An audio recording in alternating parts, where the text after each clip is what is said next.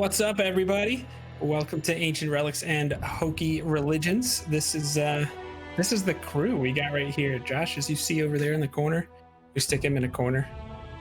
I'm in a corner too, so I don't know what I mean by that. Anyways, he's the DM. As you can see, we've got some exciting stuff going. I'm Jake from JnJtabletop. Why don't we just go around and do a little intro? So we started with Josh. Why not? Yeah, Josh, say hi. Hey everybody, I'm Josh, therealjoshT. I am the DM of this game. Yeah. Things I would like to shout out would be JnJtabletop, of course. You can do command JnJ. That's Jake, Nancy, Josh. It's not end, it's N. So that's what it is. We have videos every week. We talk about D&D, how to play, and we do live plays like this. Other thing I would say is Love 146. Check those guys out. They're fighting to end child sex slavery across the globe, including in the US. So, absolutely. So, itsevbo, why don't you say hello? Sure. Hello, everyone. My name is Evan, or itsevbo, and I stream on Twitch every so often, and I love playing D&D, and I'm really excited to be a part of this campaign. Don't really have anything too crazy new going on right now, but obviously if you want to come check out my channel, twitch.tv/itsevbo, which you can see right below, Twitter as well, appreciate a follow, and that's basically it. Yeah, let's change it up. Izzy, why don't you go next? Hi, I'm Izzy. My heart's beating so fast right now. Oh, you got this. It's going like a mile a minute. That fast. But yeah, I'm just excited to be here, as I am every week. Gonna play some D&D, gonna see what unfolds. I don't really have anything to shout out, but I will say that I use JnJtabletop videos to teach myself how to play. So shout out to them from me. Awesome. Thank you. Michael, what do you say though? I'm Michael, just ready for another good week of D&D, and of course my football game isn't until tomorrow night, but go Giants. Oh boy. I don't want to talk about sports today. My Jets and my Islanders lost. This is my only hope. But yes, I'm Obi-Wan Jacoby. Call me Jake. Josh and I started JnJtabletop. Go subscribe to us on YouTube. There's actually a command now in chat, command JnJ. So if you're interested in getting a link right there, it's right there. I think Josh just did it. So yeah, so that's a thing. Also this week, actually, I wrote an article on mulehorngaming.com about session zeros, what they are, kind of how to do it, and really how beneficial it will be to your game if you have it. It's basically just the time when everybody gets on the same page before the game starts. We had one before we started our campaign here. And yeah, if you want to learn more, you're going to have to read the article. So, yeah, Josh just dropped the link in chat. I got you. So, yeah, he does. So one thing that's pretty cool, this week, now we've got 3 D&D games, at least in some form or another, here at Rare Drop. We have us here on Sunday nights. We have Reckoning Hour on Tuesday nights, and I don't know if they have a title, excuse me, but the Wednesday night crew, I guess it was the GCX charity incentive with T-Rex as the DM. You got Goth, Liz, Broman, Tim. I think Kevin is still involved, although he wasn't there on Wednesday. We'll see how that pans out. But yeah, each of these games is going to have different flair and different flavor. So I encourage you to check them all out. I believe they all start more or less at 7 p.m. Eastern time on those days. And then, yeah, we've got a lesson of the week, because that's something we want to do as we are the teaching stream. We want to make sure if you come here and check us out, that you leave with something of significance, or at least something that you could learn from us. So, Josh, would you like to introduce the lesson, good sir? Absolutely. So last week, if you remember, we talked about actions in combat. And this week, we're going to talk about player agency. What does that mean? No, it is not an agency for players. It is basically the freedom of choice that you have within a game. If you like RPGs, if you like playing Dragon Age or Skyrim, you love those choices in conversation. Well, player agency in D&D means that you have a million choices in conversation. You can do whatever you want, and it's basically just the freedom that you have to do things in the game. It's kind of the line between railroaded games, which is like, here's point A, here's point B, you only have one way to get there, or maybe you have two ways to get there, to just sandbox type things where you can do whatever. That's the base concept of player agency, and if you want to give your players more agency, I would say try to get a really good understanding of what's going on around you. Try to get an understanding of the sandbox, of your NPCs. We'll talk about last week, for instance. You guys watched last week. You saw they opened the box. We didn't know what was going to happen. I didn't know what they were going to do with that information. I didn't have like a million things planned that would like, they have to take this to the Trebanes. If they don't, then nothing is going to work. I had some things planned in town. I had some other things planned just in case. I understood how the world was going to react to their decisions, and because of that, they were able to make decisions. That's pretty much how player agency works. I don't know if you have anything you want to add, Jake. No, I think you kind of hit it right there. We have a command lesson in chat, which has a link actually to a video that Josh and I put together on player agency and how to help implement it in your games. Last week, our question seemed to be more about like, do we have any tips for new DMs? So we figured this week we'd follow it up with, a topic that it involves everybody, but the DM usually is the one who's kind of creating the agency that players can enjoy. So, yeah. Like Josh, I think you mentioned it in chat earlier. If you have questions, I think during the break, it worked out really well last time when everybody was trickling. That's usually, well, on breaks, usually you go pee, so you have trickles. Anyways, it seemed to be a nice rhythm to have question and answer time then, and my humor is... Starting the dad jokes early. Yeah, it is what it is. I have a microphone. Okay. You will listen to every word I say. Okay, Evan actually heard some feedback that people like my puns, so I think that's just fine by me. Anyways, yeah. So I think with that. Okay.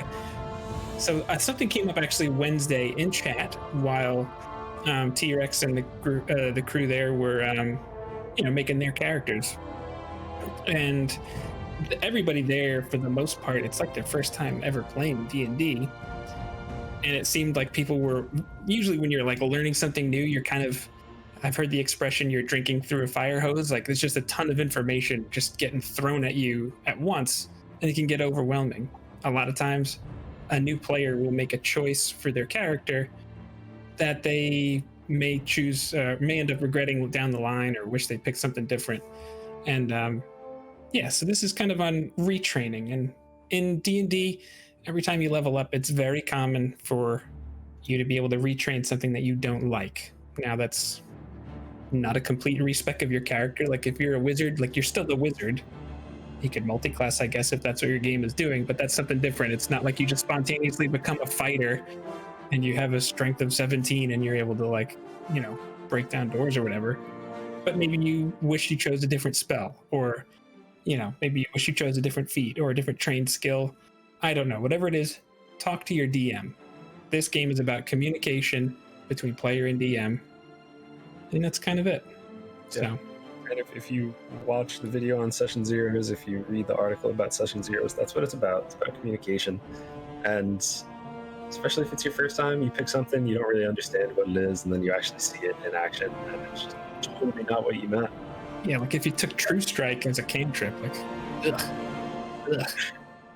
At the end of the day, if you have a good DM, really, if you have any DM, they want everyone to have a good time, including them. If somebody's having a bad time, everyone's probably going to have a bad time. So if it's something that simple, especially early levels, you just got to roll with it. I like what you did there. Now, unless anybody else has anything else that they want to hit up, I think maybe it's recap time, Mr. Josh. Well, if it's recap time. You like that? Was that good? Should I do more of that? All right. So, last week on Ancient Relics and Hokey Religions, our adventurers, if you remember, had found this box. Well, found is maybe a bit of a stretch. They went out and they took this box. Came from ancient Wildemount. And this thing, they were able to open it. And when it opened, it played this beautiful song. And they saw these beautiful images. And each of them had a vision that was very personal to them. They were originally thinking about possibly selling it or giving it away, but now it seems like the connection is too great. So they decided to follow a vision that Vale had from the box and head to Molesmere, head to the ruins, into the Salvia Wood. They met some trouble along the way, and they're all dealing with the consequences of their actions in different ways.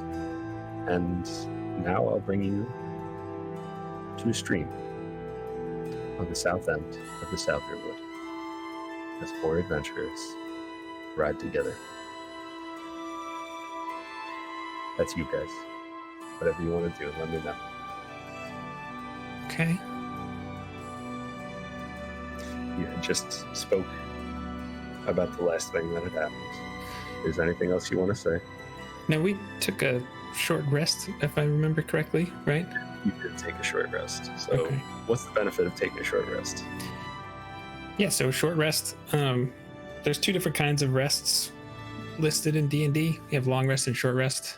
Long rest is once a day, more or less. This is a simplified version of it, more or less, but you get all your hit points back, you get all your abilities back, everything's back to full. With the short rest, it's a little different.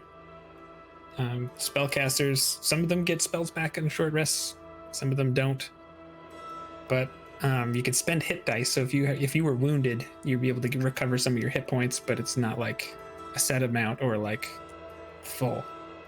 You know, you have some things to do there, and a lot of abilities will recharge on a short rest. Thank you. Yeah. Just trying to get back into the moment there. So we were just talking a little bit about, we just left Shady Creek Run. Just left Shady Creek Run. You just had that combat with the people who seem to be working for the Mardoon family, trying to get back their property. And you each were dealing with what had happened in different ways. It was new to some of you. Yeah. You were talking about that a little bit. If there's anything else you guys wanted to mention, if you just want to keep going up the river, you just let me know. It's probably about afternoon right now. Yeah, I was Late gonna ask. afternoon. Okay. Still some time left in the day. Does Vale know how to get to Molesmere?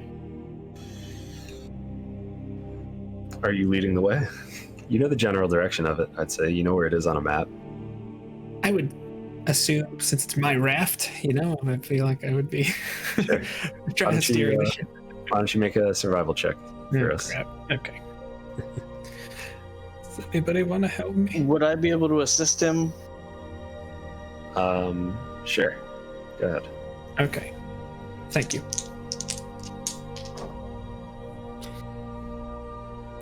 With advantage, that's an 8. Okay. Yeah, all right.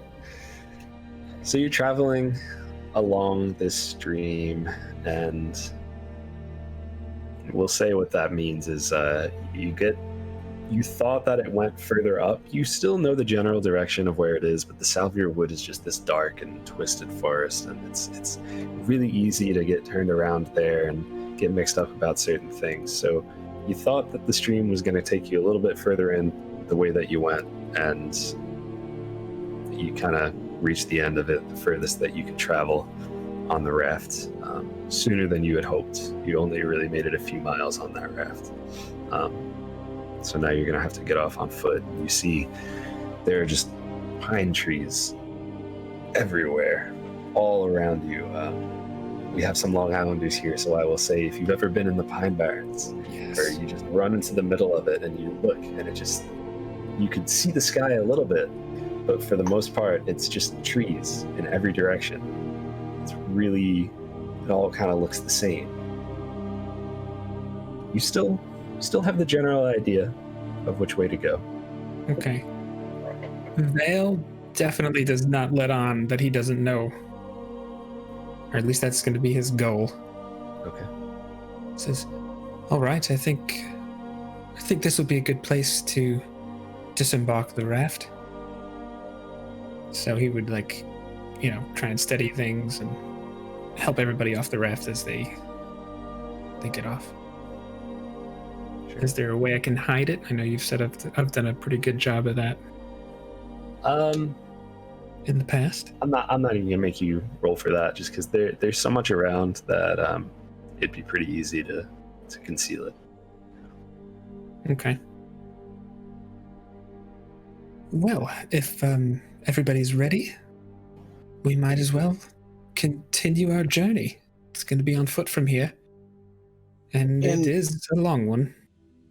Is there any way that I can disguise us, like, getting off on the beach, and, like, so that way there's not marks and tracks of us leaving the beach and entering the woods, to try to make it so if somebody is trying to follow us, that they can't see that, oh, it looks like somebody, you know, headed off into the woods right there?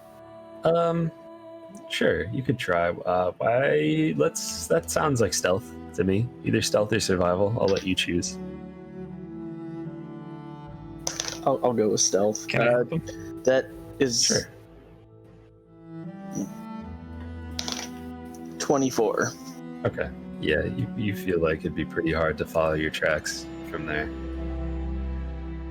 It'd be hard enough to know which direction you guys went on the stream, but now,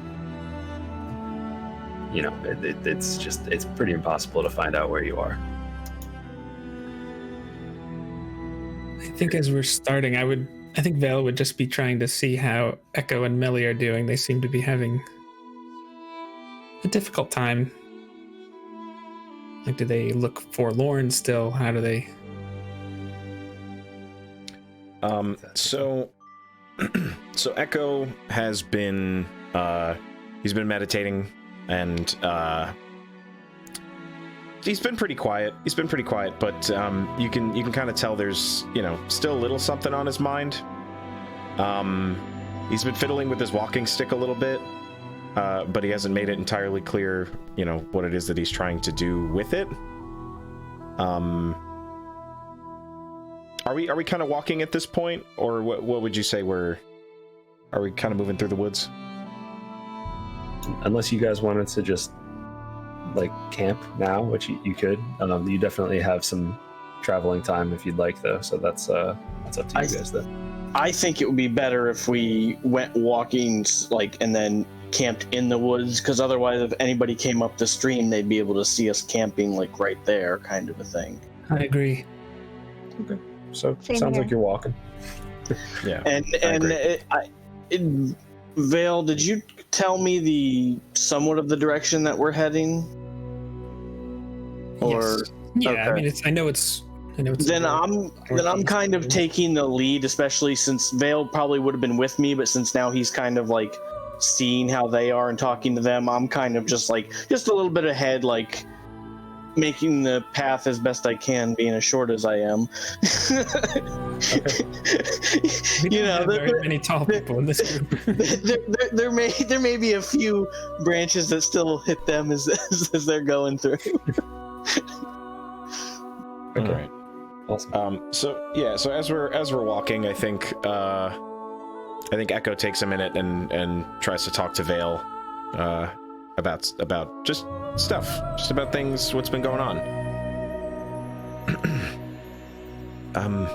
Vale, do you have a moment? Can we chat? Of course, my friend. What's on your mind? Well, I apologize for the way that I've been since what happened, but I just need to ask you about that. Because we were defending ourselves, yes, but you also did fire the first shot. I guess my question is, where's the line drawn? And how do you do that? How do you make that choice? If you can find a very solid answer to that question, you will become a much wiser man than I am. However, when you told me we had someone behind us, you're doing your... The telepathy thing is amazing, by the way. It was obvious to me that they were trying to box us in there, which of course had led us right into a trap. But... And then I thought I heard somebody swing at the other side, and at that point, I just fired at him because sometimes the only way to survive in a place like Shady Creek Run is to shoot first. I see. I think it's kind of an instinct, I suppose. Well, I don't know what you've been taught in your monastery, but it's like a gut feeling that I rely on. I don't want you to misunderstand. If you had not made that choice, there is a very real possibility that at least one of us would have been very gravely injured or much worse. So, I do want to thank you for taking that action. I do think I still have some things to think about. Of course. You fought quite bravely. You're very good in a fight. Well, thank you. A while of training will do that, I suppose. I just sort of kicked into what I was trained to do, my instincts as well, if you want to call it that. Yes. I think I'm not a big fan of running people through, though, so I may be making some changes in how I handle things. I can see that. Surely, he just kind of looks at your modified walking stick and says, that thing has two ends, right? So one's a little bit more lethal than the other. You don't always have to stick him with the pointy end. Exactly what I was thinking. But make no mistake about it, they were going to kill us to take the music box.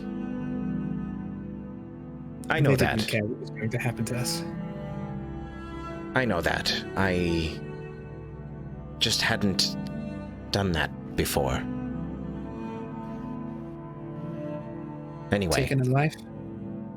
Exactly. Not something I had expected to have to do, but when you find yourself in a situation like that, it seems like the choice isn't always yours. Unfortunately not. I'm sorry that happened.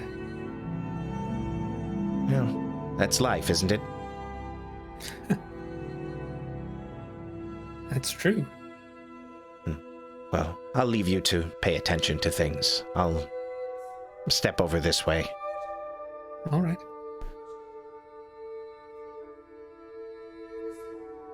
How about you, Melly? How are you doing? I can't say that it's much better today, but I don't know, you think, growing up on a farm, you're used to seeing blood and animals lose their lives, but it's very different when it's another person. And well, I'm thankful that all of us are okay. I do feel some sort of way about those other people losing their lives, even if they were after us.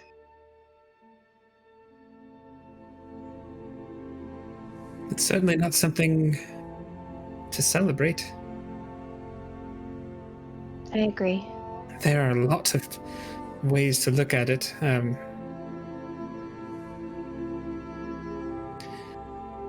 Afraid none of it makes things easier. Unfortunately. No, it certainly doesn't. And Melly's gonna kind of pull her hood a little closer and kind of fall behind. She doesn't really feel like talking. Okay. Vale is trying to be as conscious as possible and not let her be too far behind, but also does not want to.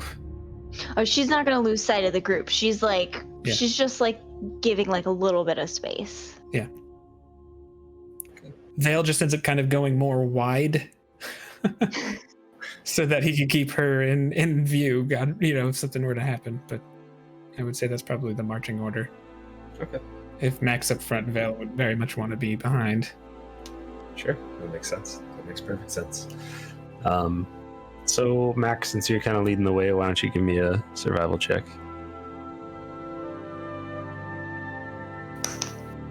That is an 18. 18? Yeah. So you guys make it. You make it the next several miles, faring pretty well for yourselves. You found actually a pretty nice path through here.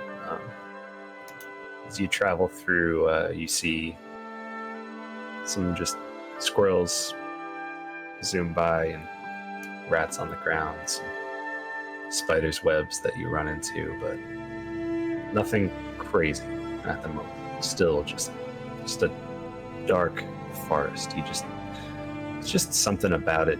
It looks like a normal forest. It just doesn't feel right. It just feels off.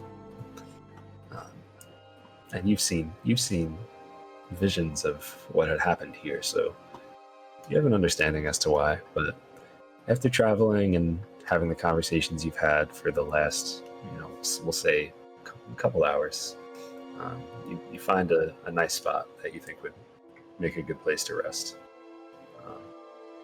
We'll call it like, I don't know, 6:30, something like that. If you wanted to rest, you could. If you want to keep going, there's still a little bit of light left and some moonlight, but you know that you're at a good spot right now. So.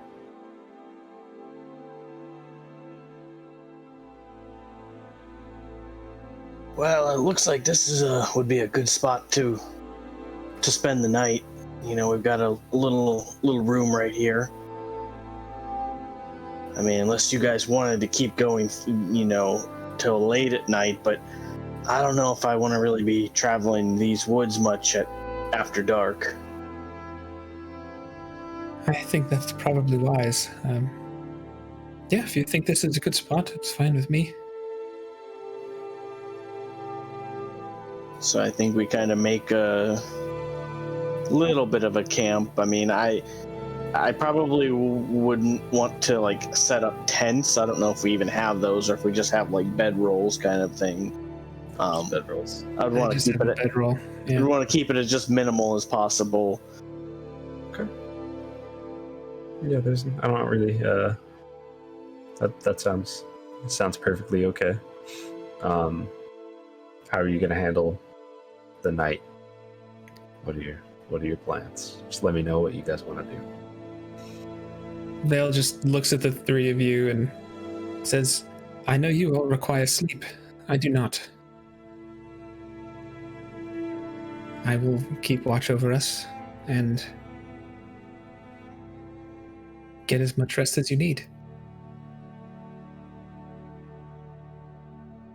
You don't need to sleep at all.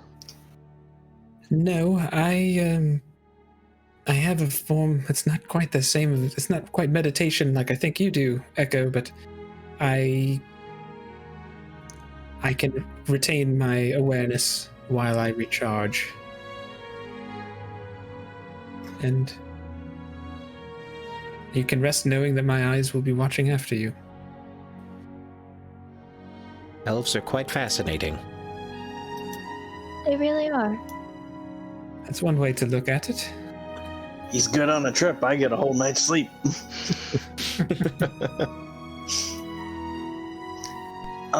So I did want to mention this to you guys. Obviously, if we see any corrupted animals, I don't know if we'll be able to, but I am able to speak to animals.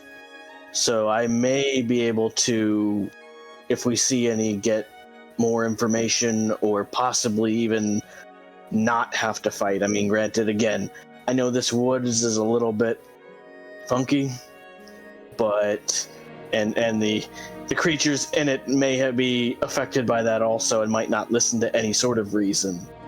But I am able to cast a speak with animals on myself. That sounds very useful. May also come in handy if we do end up getting lost at all. Yes, well, of course, I don't think that will happen, but it is good to know it's there if we need it. Huh. So, one of us can communicate through each other's minds. One of us doesn't need to sleep, and the other can talk to animals. This is a very interesting group. Well, also remember the other can heal with words. Yes, don't sell yourself short. Just one word. Yeah. And as Vale says, short. As Vale says short, he looks over at Mac and Echo and just goes, oh, sorry.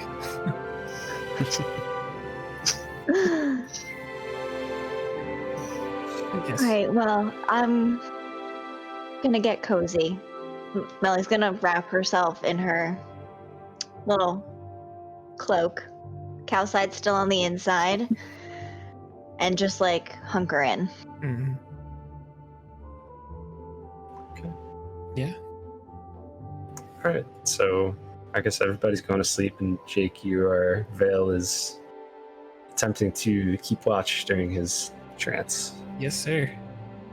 Okay. Why don't you remind me? Does it have any? Does it have any effect on your perception or anything, or would you just say that you're going to use your passive perception for everything here? Well, I don't think it specifically says. It just says elves don't need to sleep. Instead, they meditate deeply, remaining semi-conscious for 4 hours a day. While meditating, I can dream after a fashion. Such dreams are actually mental exercises that have become reflexive through years of practice. After resting in this way, you gain the same benefit as human does from 4 hours of sleep. Okay. So, I think passive makes sense because at least during that time, like, Yeah. I know for 4 hours at least. Yeah, definitely. So, All right, so Jacob, why don't you roll me a d8? oh boy. I feel like we should have had someone keep watch during those 4 hours. I got a 6. 6. Okay. All right. So you guys get sleep for about. You're sleeping for about 2 hours. It's pretty dark at this point. By the time you set up camp, we'll say at 8 and all that stuff, it was probably already 8 o'clock, 9 o'clock, something like that. So around 10 p.m. or so. Vale. You start to hear like some sniffs and snorts and snapping of twigs. You Okay. don't see anything. Am I in my trance when I'm coming? Like, am I coming out of this still, or am I? Probably, right? Yeah. Okay. Like his eyes would just kind of open up, and I'll just go over to Mac and just kind of nudge him with my foot. What's Just going put my on? hand, my finger over the mouth. I think I hear something sniffing around. You hear another twig snap. Something inches closer to you. Probably sounds like it's around say 40 feet away or so, maybe 30 feet. Somewhere in that range. At that point, I want to cast Speak with Animal on myself. And I wake up Echo and Melly. While you're doing that, I want you all to roll initiative. Oh. Oh boy, here we go. This giant 7-foot monstrous creature emerges from the tree line, about 35 feet away at this point. Just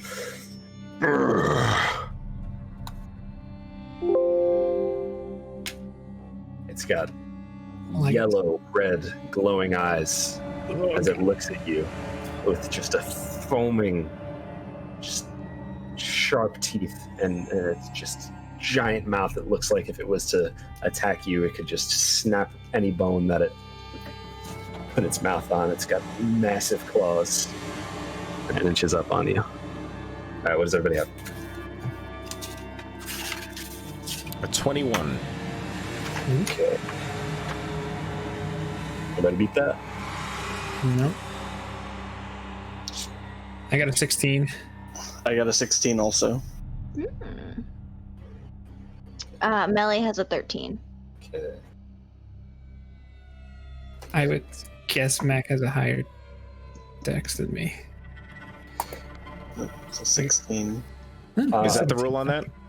If they match, whoever has the highest dex would win out. I usually go with simultaneous, but that is one of the rules. I don't know which one is the actual. I think the actual is it is the same time, but sometimes it's confusing.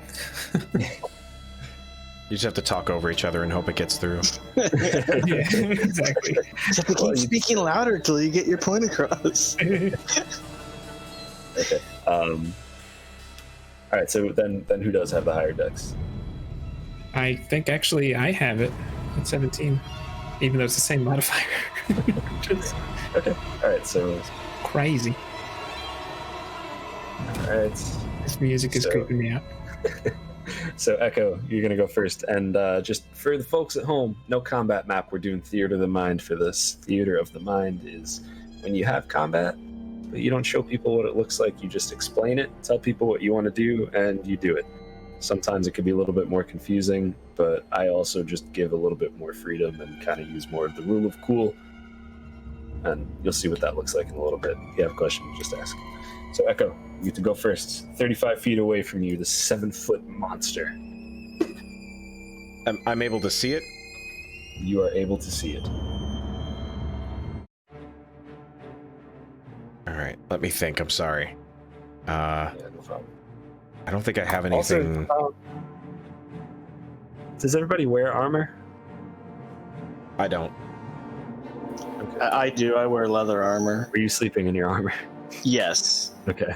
I mean, unless you make me take it off, I don't. No, I you don't can really- leather armor sounds fine to sleep in. It's not like you're sleeping in plate. Yeah, I'm wearing leather, but Okay. I was Alright. also trancing out, so. Sure. All right, Echo, back to you. Sorry, I just wanted to make sure I had that.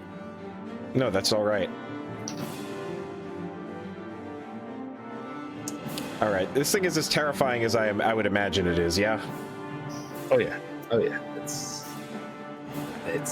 It's just this giant, dark-looking monster with giant claws, giant teeth, just coming out of the woods with glowing eyes. Okay. Yeah. So I wake up and grab my spear and just turn back to Vale for a second and kind of go and just run at him with the pointy end out after that whole conversation. Yeah. Yeah. So I'm just gonna run at him and try to stab at him. Okay. Ooh, ooh, ooh. That's a natural 20. Okay. All right. Yes. That'll hit. I guess. Twice the dice, yeah? Yeah, twice the dice. That's not very good. Oh, okay. So that's a 2 and a 7. So that's 9 plus 4 is 13 piercing damage. Okay. Yeah, so this just the monster comes out, and then just little Echo runs straight through and just stabs him, and it like effortless, fearless. He just runs straight through and knocks into him. It stabs into this monster's side and it just... He's still up. He didn't like that, though. Okay. I will also just say real quick, just for the fun of it, this was my first roll on a brand new die that has a Triforce as the 20. So Nice. seeing that pop up, beautiful. Okay. That's amazing. All right. I'm gonna follow up with an unarmed strike, as insane as that sounds. Okay. So I'm going right. You know what? I'm gonna call it a flurry. I'm just gonna go for it. Right. I have an idea. Oh wait, no, I can't do that yet. Never mind. So I will still do this. It'll be a flurry of blows. Okay. The first attack. It's a 13. No, I'm sorry. That's a 15 to hit. 15 to hit. That hits. Yes. Okay. And that will do 6 points of bludgeoning damage. Okay. And then one more. Oh, that landed crooked. 14 to hit. 14 to hit. Just hits. Oh, Just hits. oh, max damage. 8 bludgeoning damage.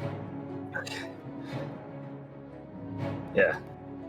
So this giant beast that just comes out of the forest, it was looking very scary. But when you watch Echo just run straight in there and just start taking care of business, it's starting to look less scary as he just stabs it and just starts smacking the crap out of this thing. As it gets hit, it's just not happy. It's still up. Looks like it's hurt significantly from last time, but still up. Okay. I don't think I do anything else. I think I stay right in front of him, kind of dodging and weaving, maybe spinning my little spear around. Sure. Sure. All right. I think it's a D6. Really, I think it's a D6. So it is now the monster's turn. Oh boy. Rolled a 17.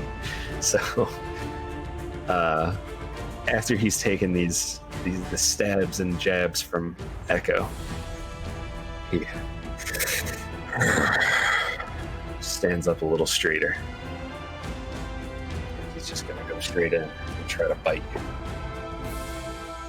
I'm not sure that's gonna hit. That is an 11. Sorry. Not gonna do it. Yes.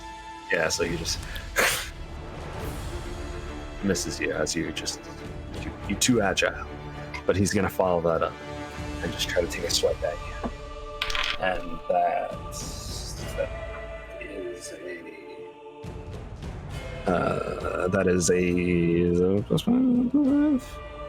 is a 17 to hit. Has to meet or beat, right? Meet or beat. Yeah, if your armor class is a 17, then a 17 will hit. Then yes, just hits. Okay.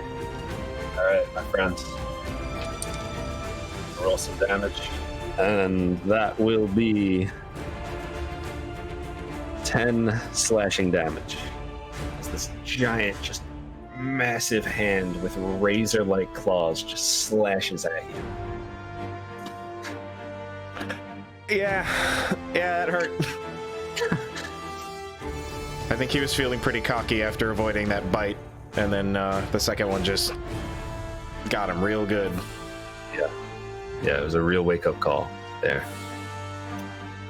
All right. You know what? Yeah, no, that'll end his turn as he kind of just stands there, just hovering over you. And it's now Vale's turn. Okay, how far away am I from this? Did you mention? About 35 feet. 35 feet. Okay. Vale is just going to roll out and up and around as best he can. So it's almost like just kind of imagining if Echo is between us, he's rolling to the left keeping, I don't know, 15 feet between him and the bear or whatever this creature with yellow glowing claws and stuff is. He's and he just shoots him with his bow. He tries to. All right. Yeah, go for it. Okay, so that's 14 plus 7, so Yeah, that's a hit. Absolutely. 14 is what you needed. So okay. Yes, max damage. That's 11 piercing. okay. Yeah, so you just kind of run through, spring into action. I feel like as you're running through the side, you just kind of just let that arrow go. Goes into the side. And I'm about to rest, so action surge. So Okay. why wouldn't I do this? I'm attacking again with my longbow. Okay. Yeah, go for it. This is gonna miss though. That's gonna be a 2 plus 7 is 9. Yes. So- Yeah. So you get 2 out, and just the other one just goes right past him. And Vale is then going to use his bonus action to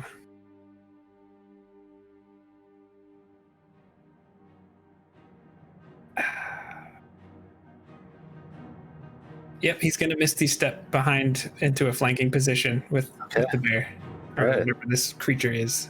Okay. I just envisioning a bear for some reason. Yeah, that's fine. Yeah. And now he's just standing there. All right. If that ends your turn, then Mac will be next. All right, I'm gonna run my short little legs 25 feet as close to I can. Okay. Then I'm gonna use cunning action and take the dash action as my bonus action, All right. and just I'm gonna get right next to Echo. Originally I was gonna go on the other side, but since Vale's on the other side, I'll just be right next to Echo. Sure. And then I'm going to attack and use sneak attack since there's other enemies and I have advantage. Mm-hmm. Yeah, you'll have advantage on that. Because we play with the flanking rules. So he's being flanked. He's got 3 enemies around him. That's going to be difficult. That is a 21 to hit. 21 to hit? Yeah, that'll hit. Alright. What you got? Ugh. Well, I guess it's not terrible. 11 piercing. I rolled max damage on my thing, plus 1 for the sneak attack, so 12 damage total. Okay, all right. So I'm just imagining you, for some reason, wearing like one of those old style, like long, like sleep cap things, you know? like With this little nightie and a candle, like, hey.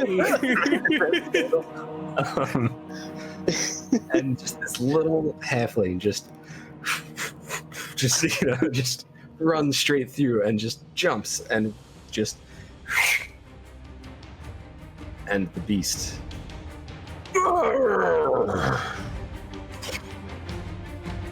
drops on the ground.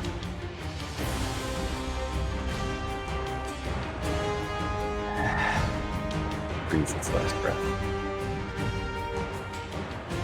As soon as Vale is satisfied that the creature is at least not going to do anything, he's gonna check in on Echo. Are you all right? That thing took quite a swipe at you. I'll be okay. Oh, goodness. Yes. Yeah, I'm guessing that was fairly deep if that was 10 points of damage. It was pretty deep. Yeah, you probably you definitely want to put some gauze on it or something. Mm-hmm. Make sure it's patched up. You just got some. Okay. You just got basically a slash that just kind of goes like that, you know. All right. Yeah. I could use some assistance, or if anyone just has simple bandages, that might be fine. I think that I might be able to assist if you'd like to sit down and get comfortable. Oh, And I kind of yes, just like thank you. help you walk back over. Not that you can't make it on your own.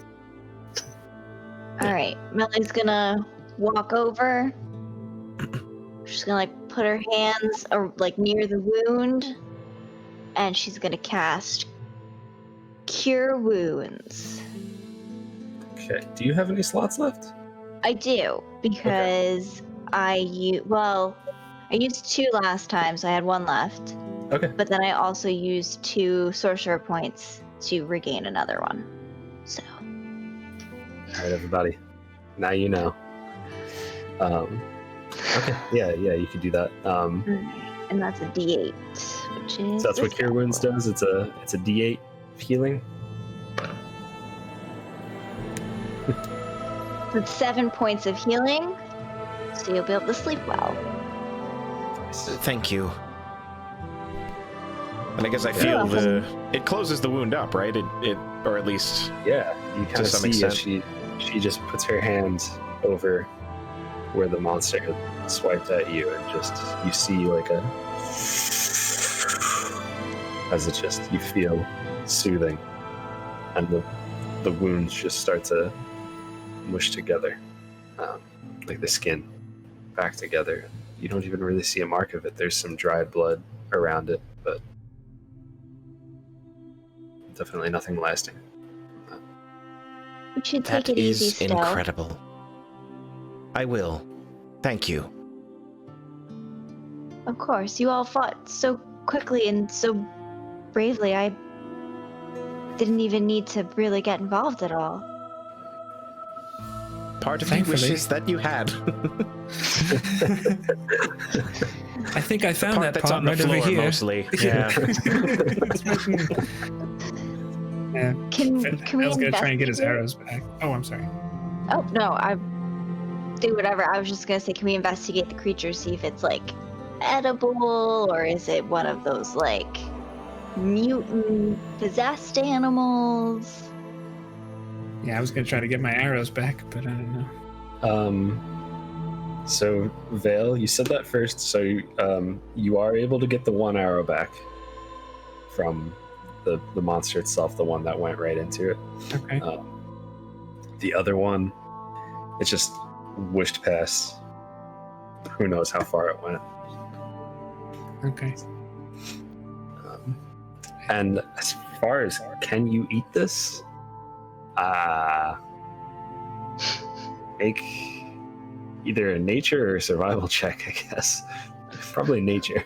While they're doing that, I just kind of like walk up to the head of the bear, and I just close its eyes.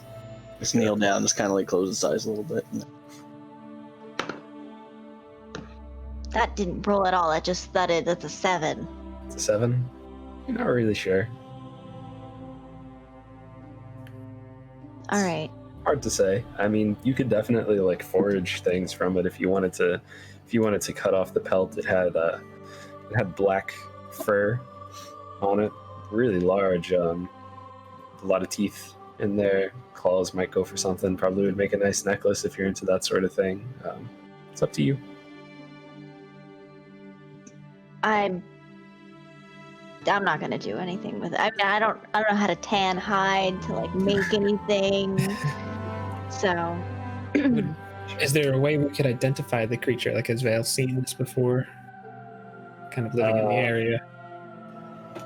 I know I kept calling it a bear, but I don't know bears that have glowing eyes either. So Why don't you roll another nature check for it? okay. Nature, if anyone else wants to try to figure it out. All right, I'll roll a nature check also. You could have advantage I on got a that. 6. So Okay. I rolled a 13. So you would know that this, to most, it wouldn't even be recognizable as a bear. But to you, you know that this once was a bear. It's been corrupted by whatever happened to this forest, as just most things have been tainted by it. So this once was a magnificent creature, and now it's just some monster of horror. I would say that this looks like it used to be a normal bear, but was twisted by the corruption in this forest into whatever this is. And at that point, I just kind of like walk back to our like campsite area, and I just sit back down.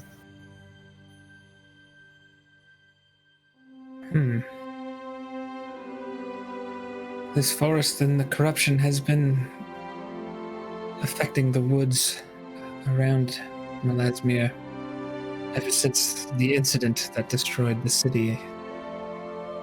Exactly what that's doing is still quite a bit of a mystery, but perhaps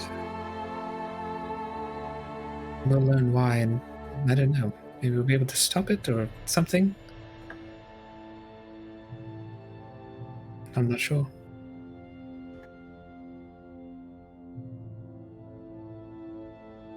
I think I'm going to go try to find the arrow that went very far. I don't know. It's a shot in the dark, if I do say so myself. So, we'll see what happens. Yep, there it is. I know. Vale very much does it to break the tension. Is Vale actually going to look for his arrow? Yeah. Yeah. It is. Oh yeah. Could I see one of your arrows? Yes, sure. He just takes one out. So Melly's gonna go ahead and cast light on the tip of it, and then like throw a piece of cloth over it, so he has like something that's a little bit easier to see, like fine details. Although you have dark vision, so that's kind of silly. But Well, thank you.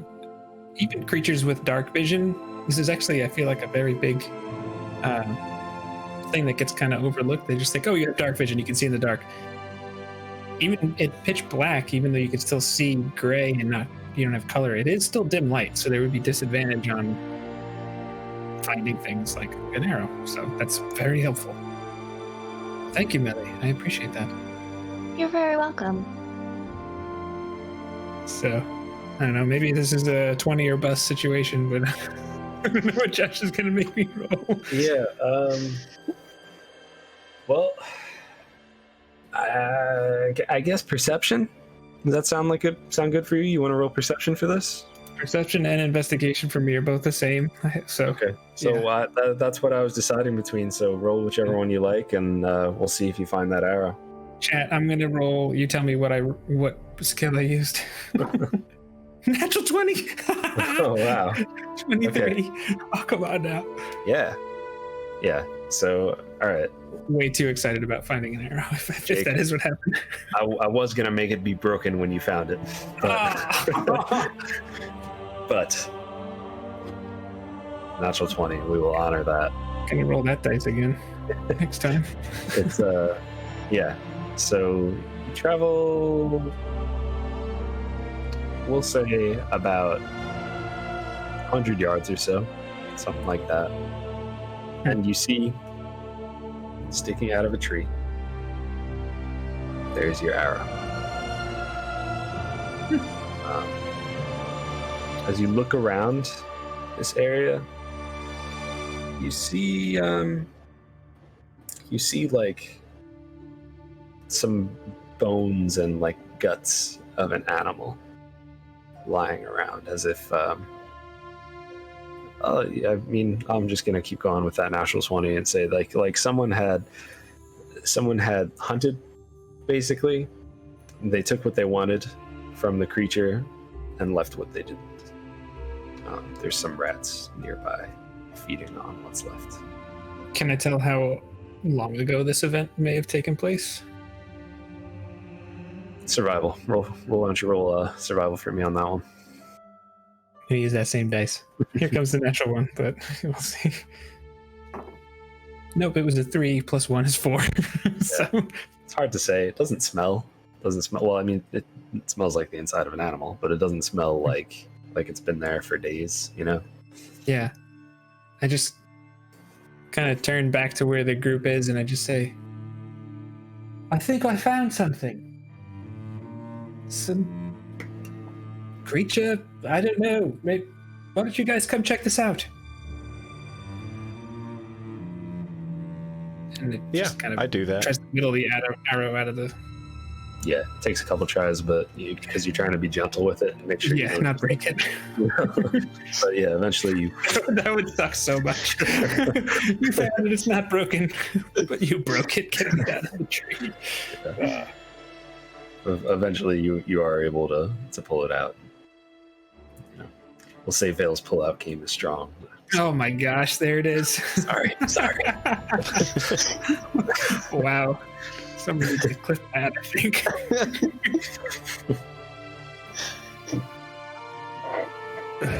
And then I know that Echo was going. I'm gonna go follow the sound of his voice to go find whatever creature he was talking I about. still have the light, I think, from the arrow okay. too. So. Okay. Yeah, you'd be able to see the light from there, from where you are. Melly will walk over too.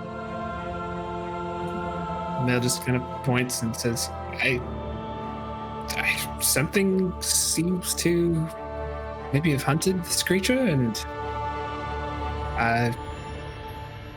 perhaps we're in someone else's territory or hunting grounds, maybe? I don't know. You mentioned there was rats. Are they still around? Yeah. Well, I mean, as you guys move things around. Oh, okay. All right. I see what you're trying to do. Yeah. I know they're not the smartest, but I'll talk to them. They're actually very smart. You cast it already, actually, didn't you? Yes, yeah, I cast. It lasts 10 minutes, so unless you think that all this would take longer than 10, I mean, I can cast it at will, so I could just cast it on myself. Yeah, that's true. Yeah, so you're good. You're good. There's like they're getting ready to scurry off. They start moving away, but if you want to be like, no, don't go. Don't go. I was trying to find out what happened here, or do you know how long ago this happened? Oh boy, what would a rat sound like? Sound like Carl. Yeah, I was thinking like Carl too. Or like Master Splinter. This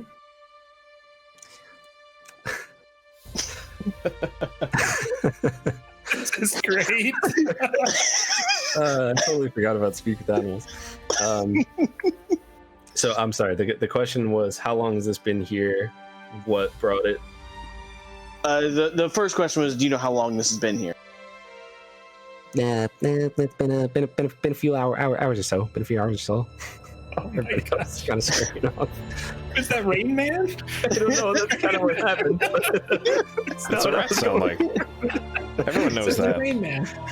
Do you know what manner of creature it was that did this? The big cats. Is it this Ray? It says it was a few hours ago, and that it was some big cats that did this. Do you know what direction they headed? I don't know. I don't know. It's hard to say. It does not know where they went from here. And Sorry for bothering your to meal. Ask the question. Oh, I'm sorry. Oh, no. What question? Just to ask the question.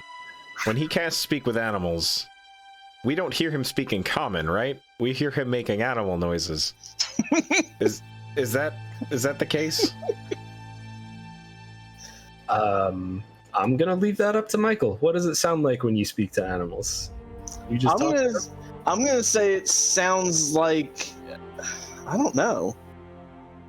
I would think that it would be a different language, that it would be the language of the animal itself. Okay. Like the spell would translate when I'm trying to speak to them, like I would still think of it as common in my head, but the spell would translate it into their language as it was coming out. Yeah. So almost like this indiscernible whispering. I love that. That's really cool. But depending on the scene, depending on what animal I'm talking to, it'll be completely different. So right now it's a rat. Chat says squeaker, squeaking. Nice. Very good. I'm a cop. All right. So, anything else you want to ask this guy before he? No, I scurries off? just told him to enjoy his meal, and sorry for interrupting it. I know, just give you a nod and just run off. So there's definitely other things in this forest. It looks like that can do some serious damage. Big cats. It is a very dangerous place. Not to be trifled with. But I don't know about the rest of you guys. I could definitely use the rest of my sleep, though. I'm tired. Yes. While Melly's healing was incredibly effective, that was pretty exhausting for just a few seconds.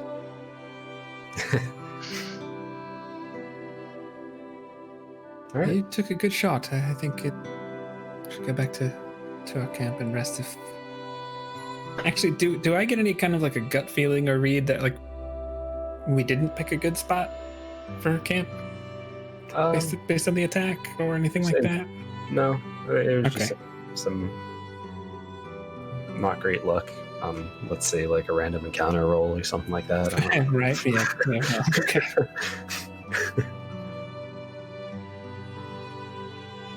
Okay. So you Yes. guys are okay.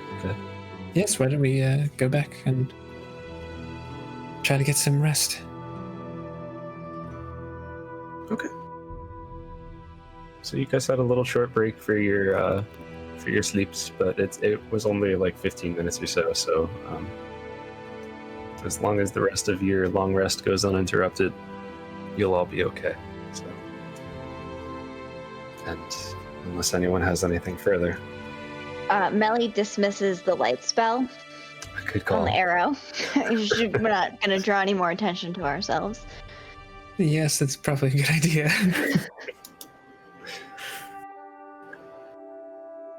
Yeah, Alright. so I guess we go back to the same setup. But Vale will go in his trance and Okay. Yeah. So, just slowly the sun, the dark starts to fade away as the sun begins to rise and light shines through. And it's now morning. You hear some birds, Some boards. flying by. the birds, the bees, the bears.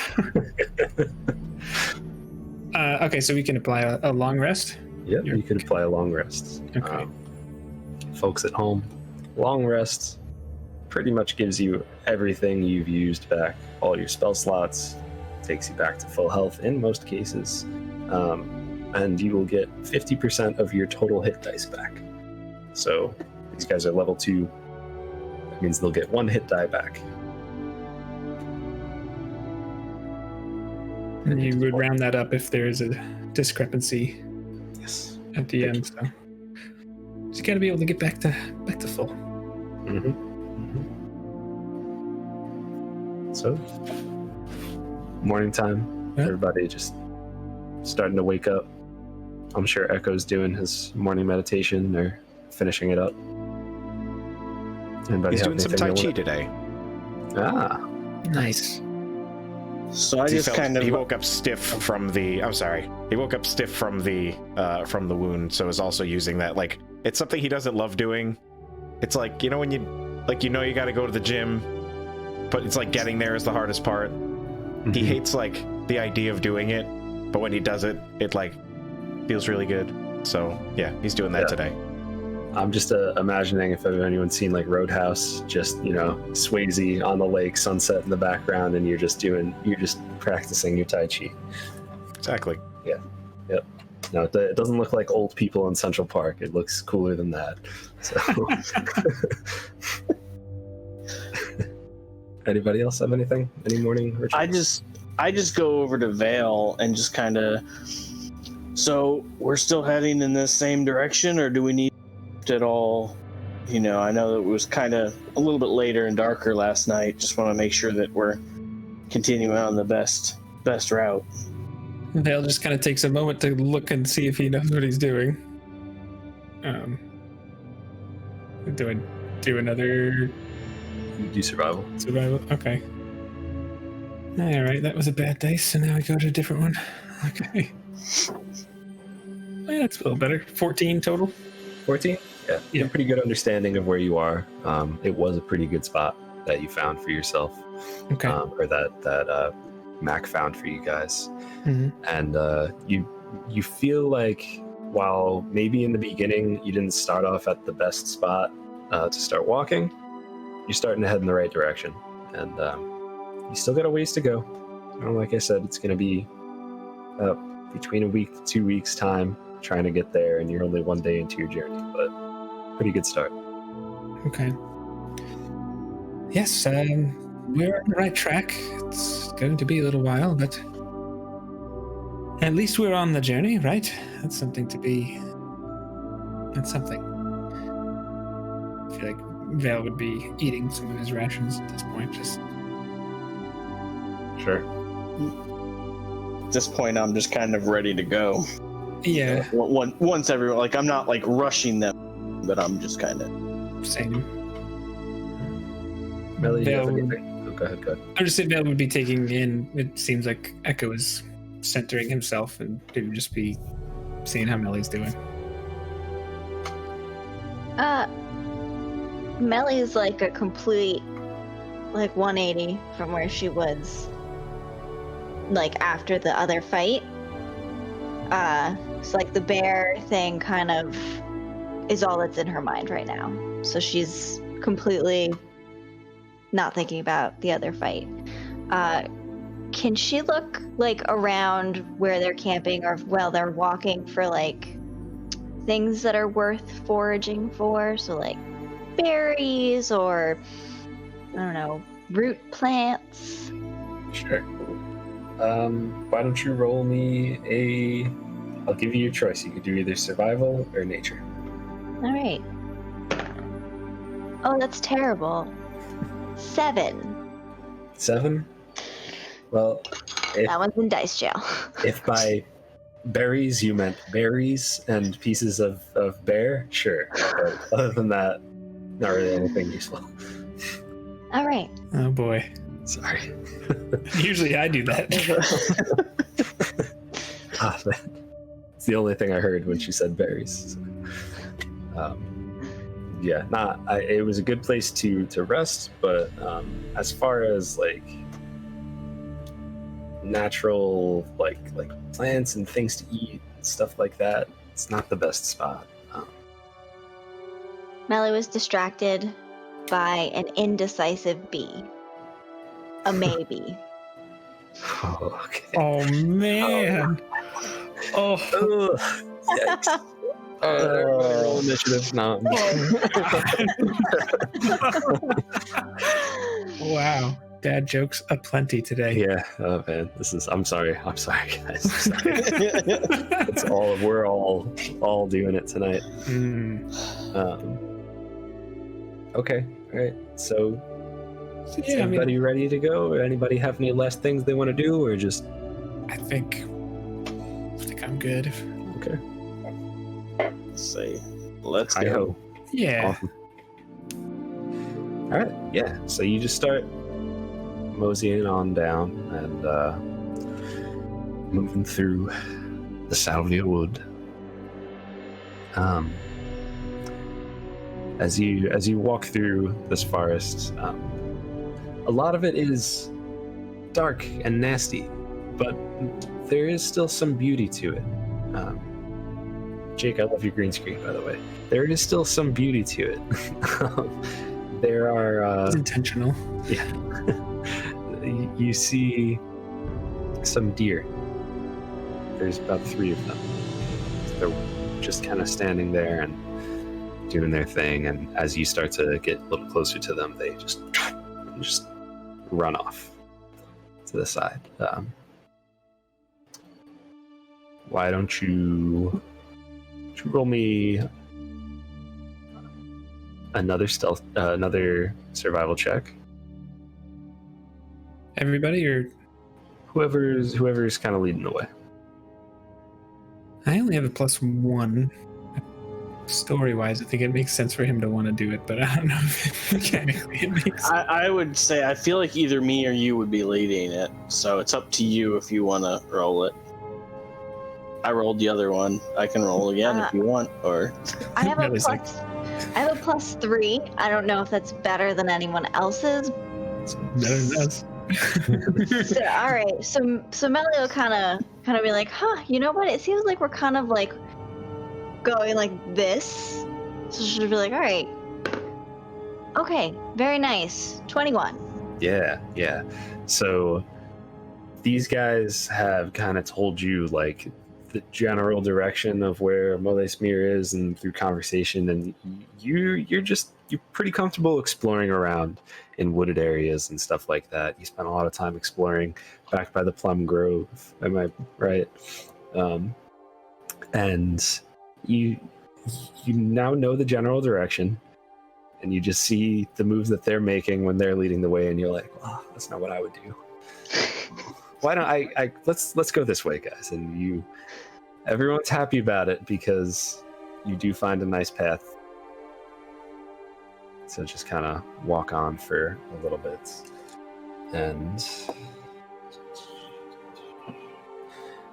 as you begin to walk forward,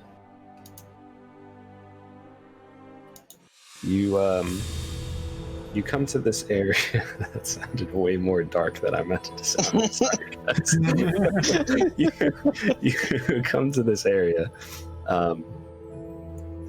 where there's kind of like a path down that you take, and you go down this path, and it brings you to this area where there's some roots that are overgrown and things just kind of all which way, but there is a little bit of clearing in the trees. So as you kind of draw in close, just maybe curiosity, maybe it's just happened to be the path you were going anyway, you see some sort of stone structure on the ground. You notice that there is, as if you're probably going closer to it as you see stone, right? You want to check it out, right? Is that safe to assume? Something? Vale would, unless someone tells them not to. Okay. So you see like a little pedestal type thing, kind of hard to, it's very, I wouldn't say like ornate as in like it's probably worth a lot, but somebody put a lot of work into this, whatever they made. It's just this thing made out of stone, and it comes open to the top. It's a little bowl.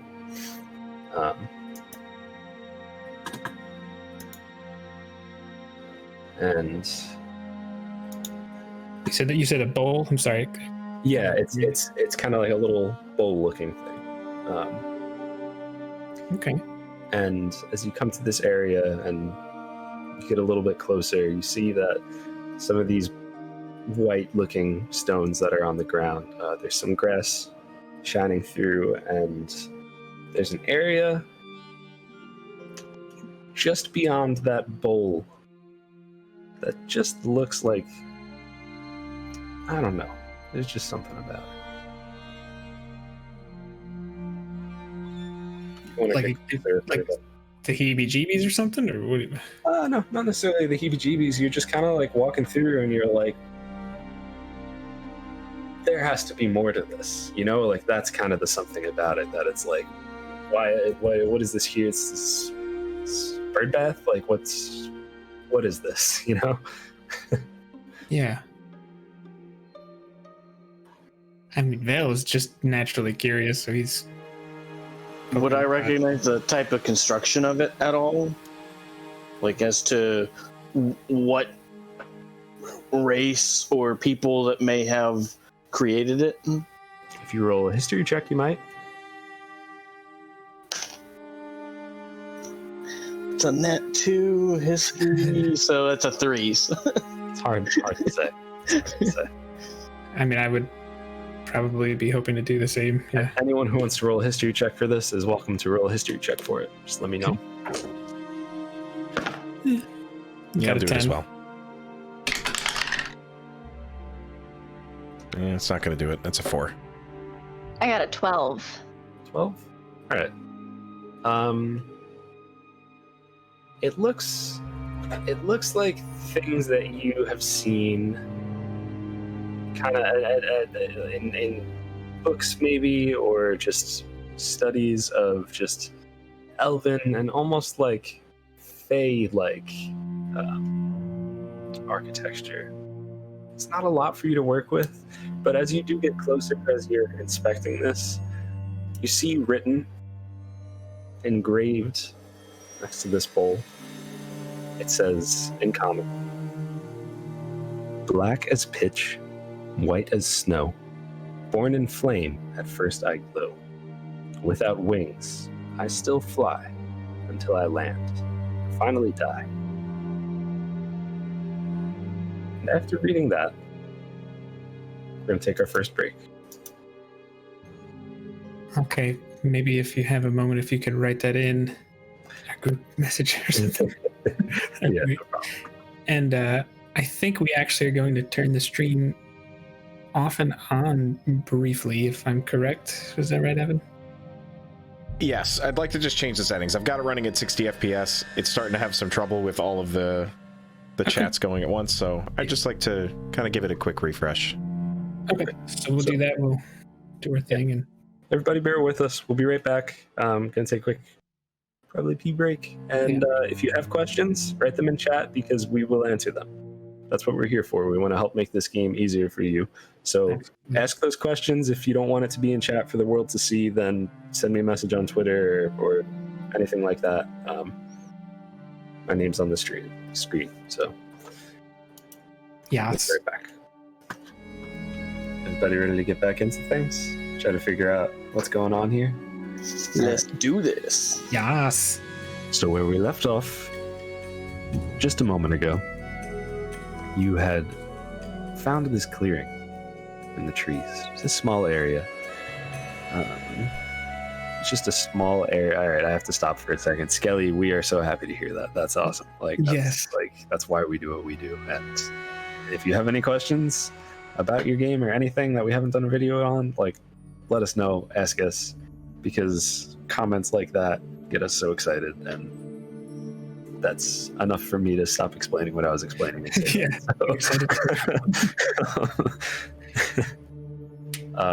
okay.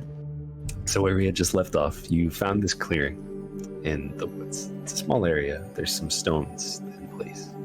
Seems like there has to be something more to it. There's a little... We'll just say it's a bird bath looking thing. It is a bird bath looking thing. It's white stone, a bowl on the top, and engraved near it, you read, black as pitch, white as snow. My neighbor's an asshole. At first I glow. I actually typed in my name. No, Black as pitch, white as snow. Born in flame, at first I glow. Without wings, I still fly, until I land and finally die. It has this just engraved right next to the bowl.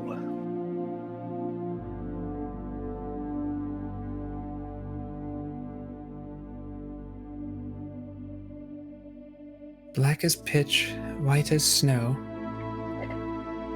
Born in flame, at first I glow. Without wings, I still fly, until I land and finally die.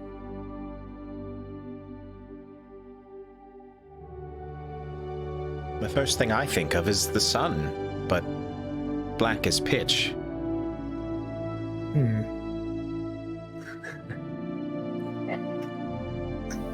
I mean, before it comes up, it's dark. But...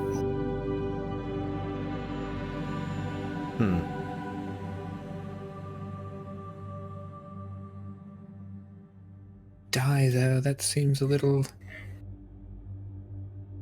I mean, I guess you could see it that way. Or, I mean, could be the moon. But born in flame. It's the sun's flame that causes it to glow. This is true.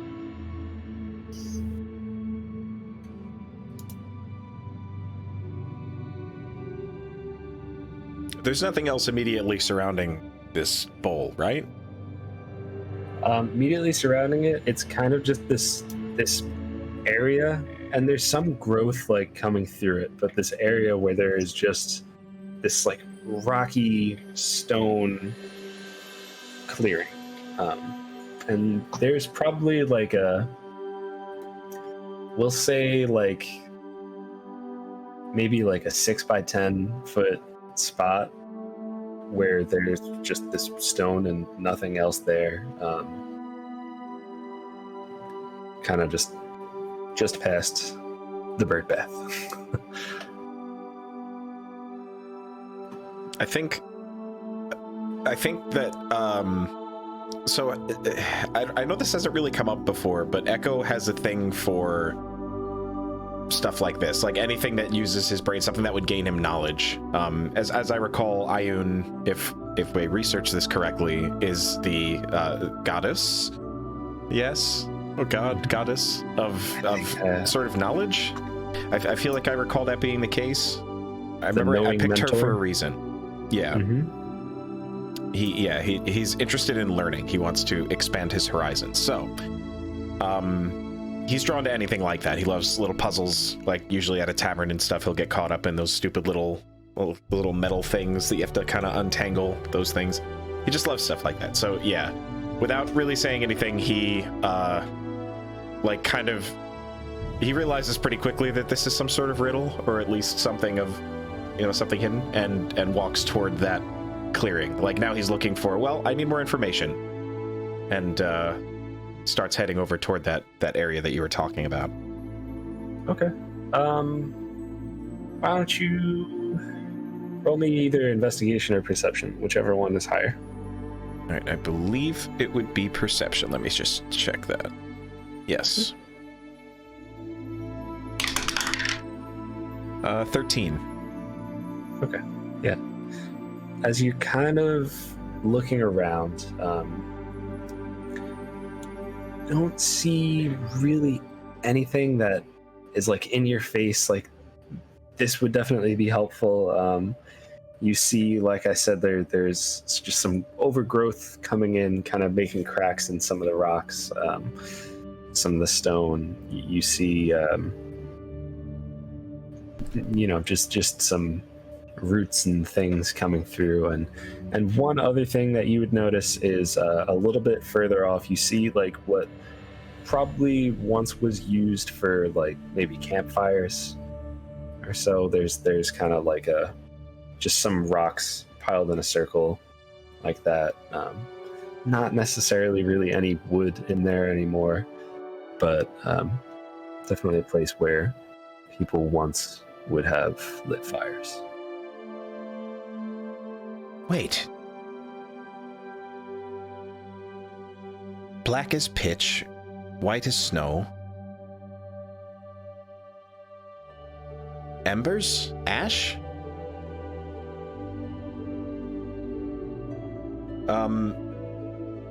He's just musing aloud. Yeah, not like really talking like to anyone, but loud enough where people would be able to hear him, if that makes any sense. Sure. Did you say ash or embers or? Well, yes. The coals. I'm not sure if that makes sense. The embers start out as, black or white ash, born in flame, glowing, flying up into the sky until slowly settling and falling to the ground. That's as good a guess as I think I could. Frankly, I don't think I would have come up with that, actually. It's if I'm being honest. So I'm It'd not be sure really fun if I'm wrong. Not sure if that means that we need to burn something in it to create ash, or if we just need to put ash in it, maybe? Maybe, Josh, are there leaves around? Yeah. Some kind of tinder. Yeah, there's sure, yeah. Definitely you'd be able to find something like that very quickly. I think maybe we just burn some leaves in the bow? Or maybe some wood, I don't know. Nelly, do you have some kind of magical fire thing? I have a tinderbox. Yes, but We'll see about the magical fire thing first. Hold on.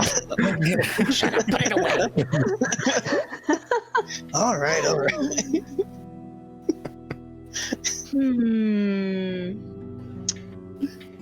Question for the DM. Sure. Is Sacred Flame like an actual fire, or is it just like similar to a flame?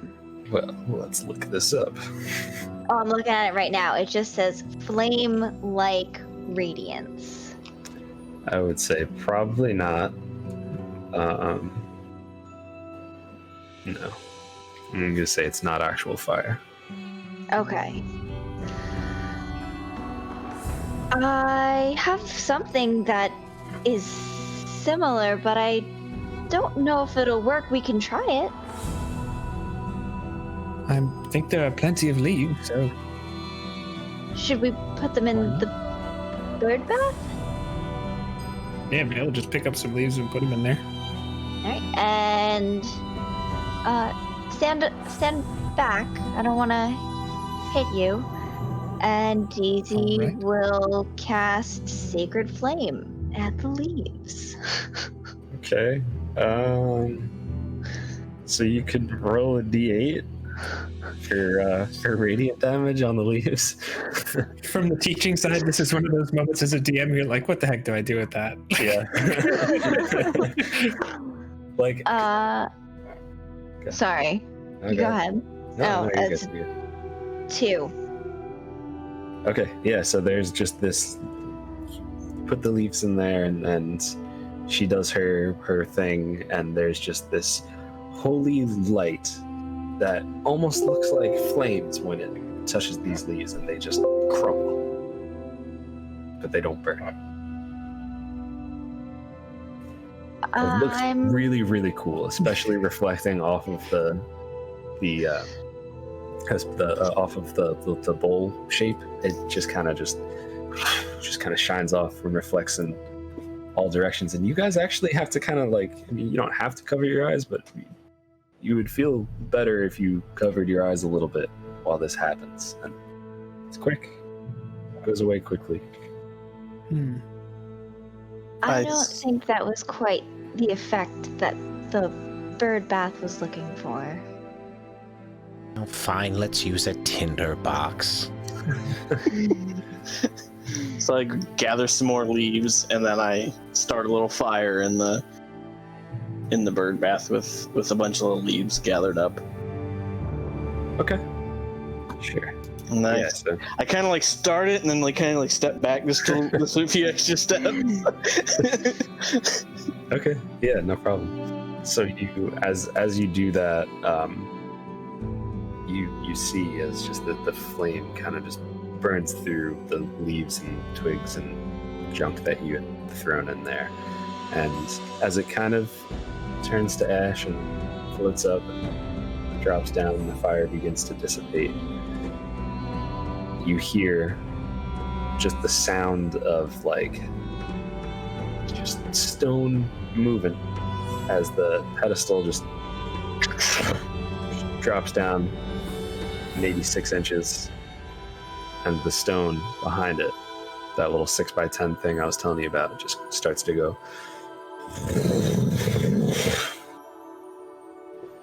and moves forward and reveals the staircase going down. Well, Echo, well done. Looks at Mac. He's so happy. This is, yes, that is something to celebrate, isn't it? Well, let's I'm go sorry, see what's down I there. love a good puzzle. Yes, yeah, that was amazing. Let's, there's nothing that says we can't explore what mystery this is there? Well, if we're following a magic box, we may as well follow a magic bird bath. You know, he has a point. I entirely agree with him. I'll use my tinderbox and I light up a torch to go down there, and I start heading that way to Are you a walk little down. cocky while you do it? Yeah, I'm Like, like, see? Tinderbox. fire. Do that? Yes. Melly's gonna cast light on the end of Echo's walking stick, if he'll let her. Like, don't worry, I'll cast light on your torch. Trolling uses of light. That's awesome. Okay. All right. Awesome. I mean, is it like a staircase, or is it something that we would have to like lower somebody down, No, like a pit, or? It's a staircase. It's a staircase. And you can kind of just give me. Why don't you give me the marching order? Since Echo has the light on his walking staff, if he, I kind of like, do you want to go first, or do you want me to go? Echo is very excited about like what just happened. Like saw a riddle, figured it out, a door open. So yeah, now he's got the light on the stick. He's feeling like this is sort of the adventure that he was hoping for when this all happened. So he's in like a really good place right now mentally, and yeah, he just starts walking right down. Okay. I'll take up the rear. That's fine. And so I'm after Echo. Okay. That puts Melly third. If you guys want to pop up Fantasy Grounds, I will share the sheet with you. Ooh. All right, let's switch over to the combat thing.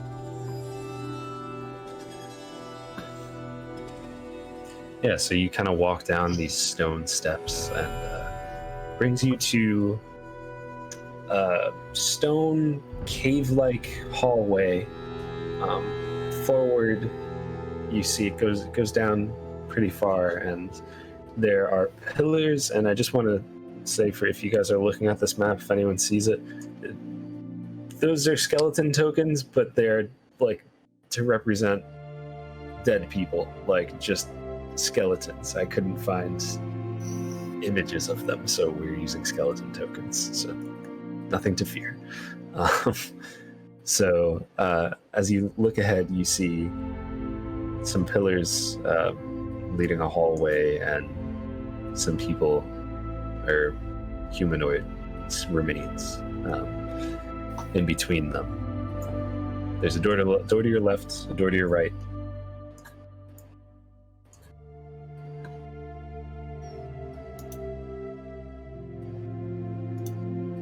Oh, that door is right there. Okay.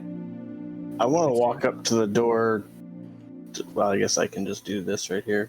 I want to open this door right here. It just opens it. Yep, I just open it. Oh, Okay. snap. All right. It's about as anti-rogue a thing to do as you can. I need you to roll me a dex save. No, I'm just kidding. You're good. Yeah. Oh boy. So let me just. I have to clear the way.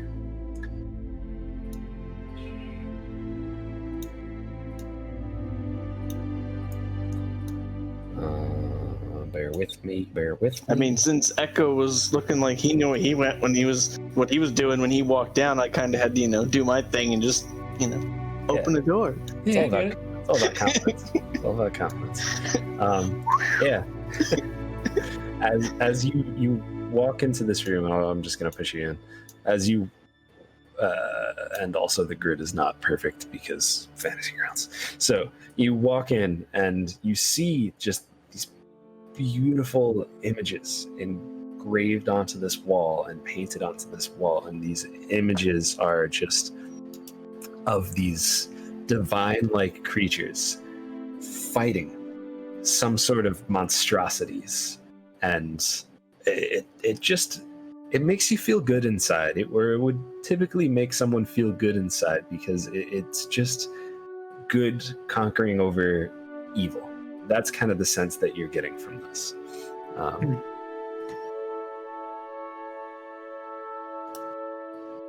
Okay. Does anyone else follow him?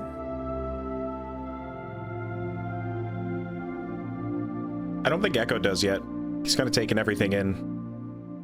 Okay. I feel like Vale would probably move like right here so that he's not by himself, but has a line of sight on everybody. Okay, sure.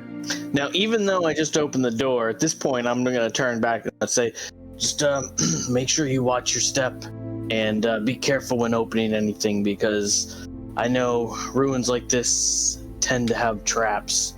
I mean, it's not guaranteed, but I would just step carefully. And Josh, is there any kind of a check or any knowledge I may have about whether religious or historical of people that would have built something like this? Like, is this reminiscent of anything that I could theoretically know?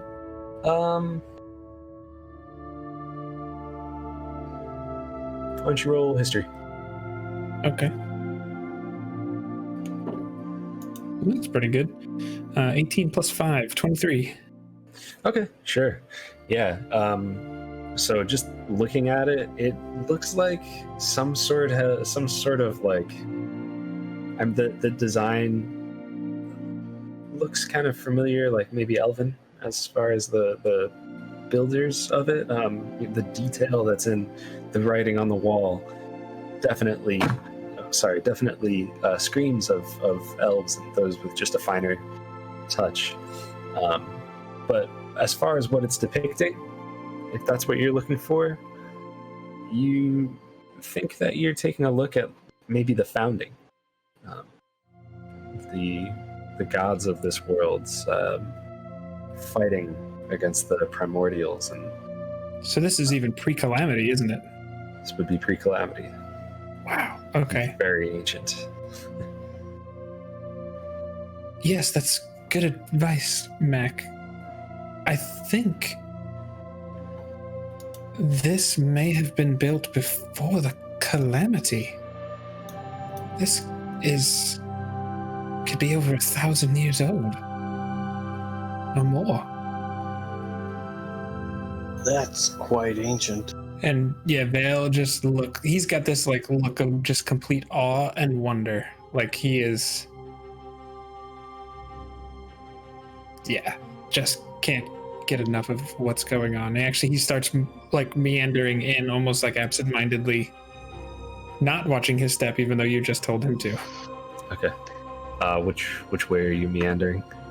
Where the room with all the imagery was where Okay. Mac Yeah, went? that's where Mac went. Yep. So he's probably like meandering all the way up to like here without even thinking of it, like just taking it in.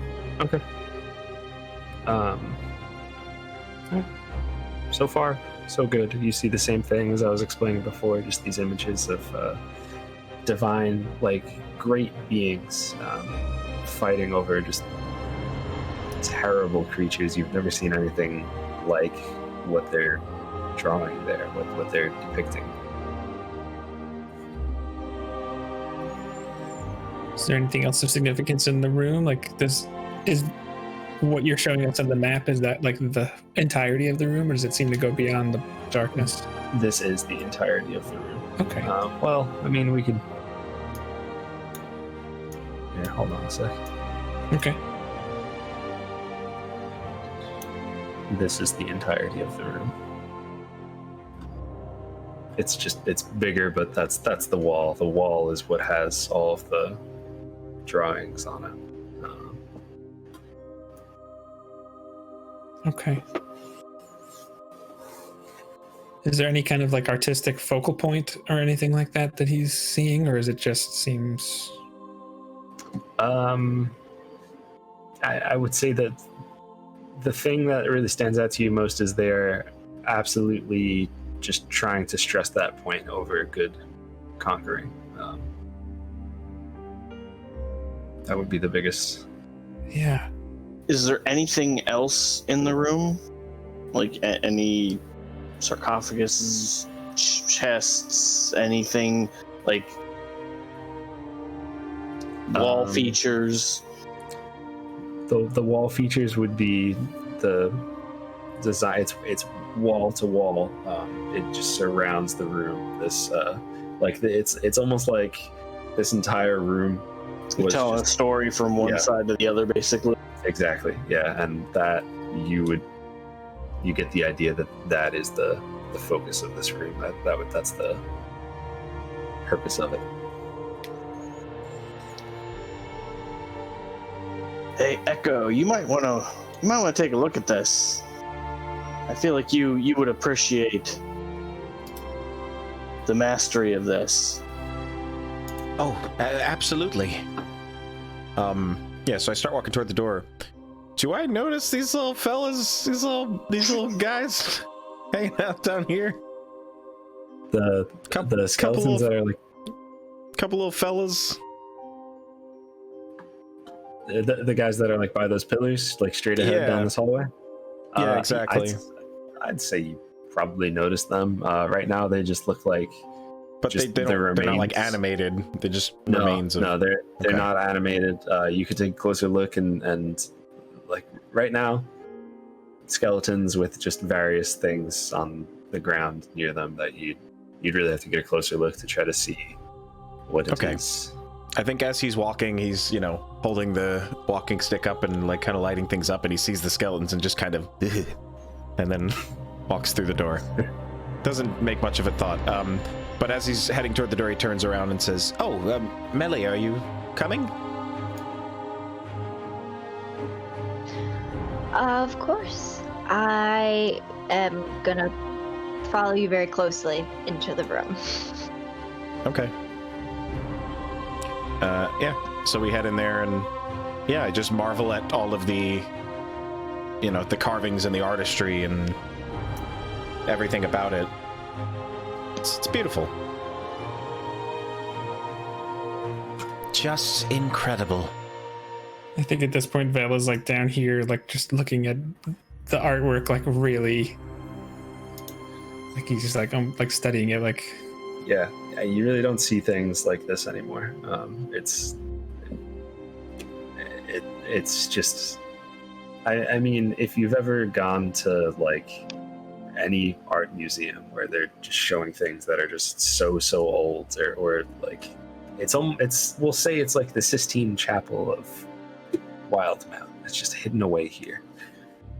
And it's like you mentioned, if it was before the calamity, that means that this has survived something absolutely cataclysmic. Yeah, that's pretty incredible. It's definitely the weight of that does not go unnoticed. Yeah. It's definitely telling the story of before the calamity. For sure. Is there there's no like identifying marks that could say, tell us who the author is or anything, is there?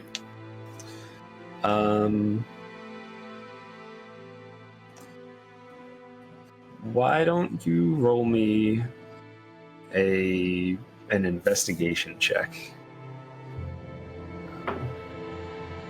13? 13? Doesn't really look like there's anything specific. I mean, you're just so like taken aback by the just awe-inspiring beauty of this. The colors that have preserved for who knows how long. I mean, who knows when this was built,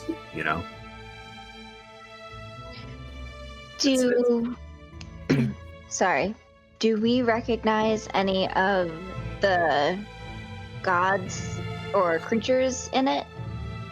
Sure. Yeah, you would recognize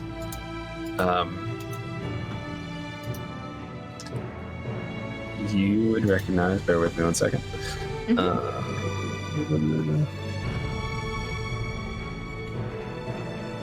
You would recognize these as just the prime deities of Wildemount, plus some. You see Ayun, the knowing mentor. That's probably what Echo would focus on there. Moradin, the Allhammer, Pelor, the Dawnfather. Just the gods of the realm are depicted there. Is there one that Melly follows or is a fan of?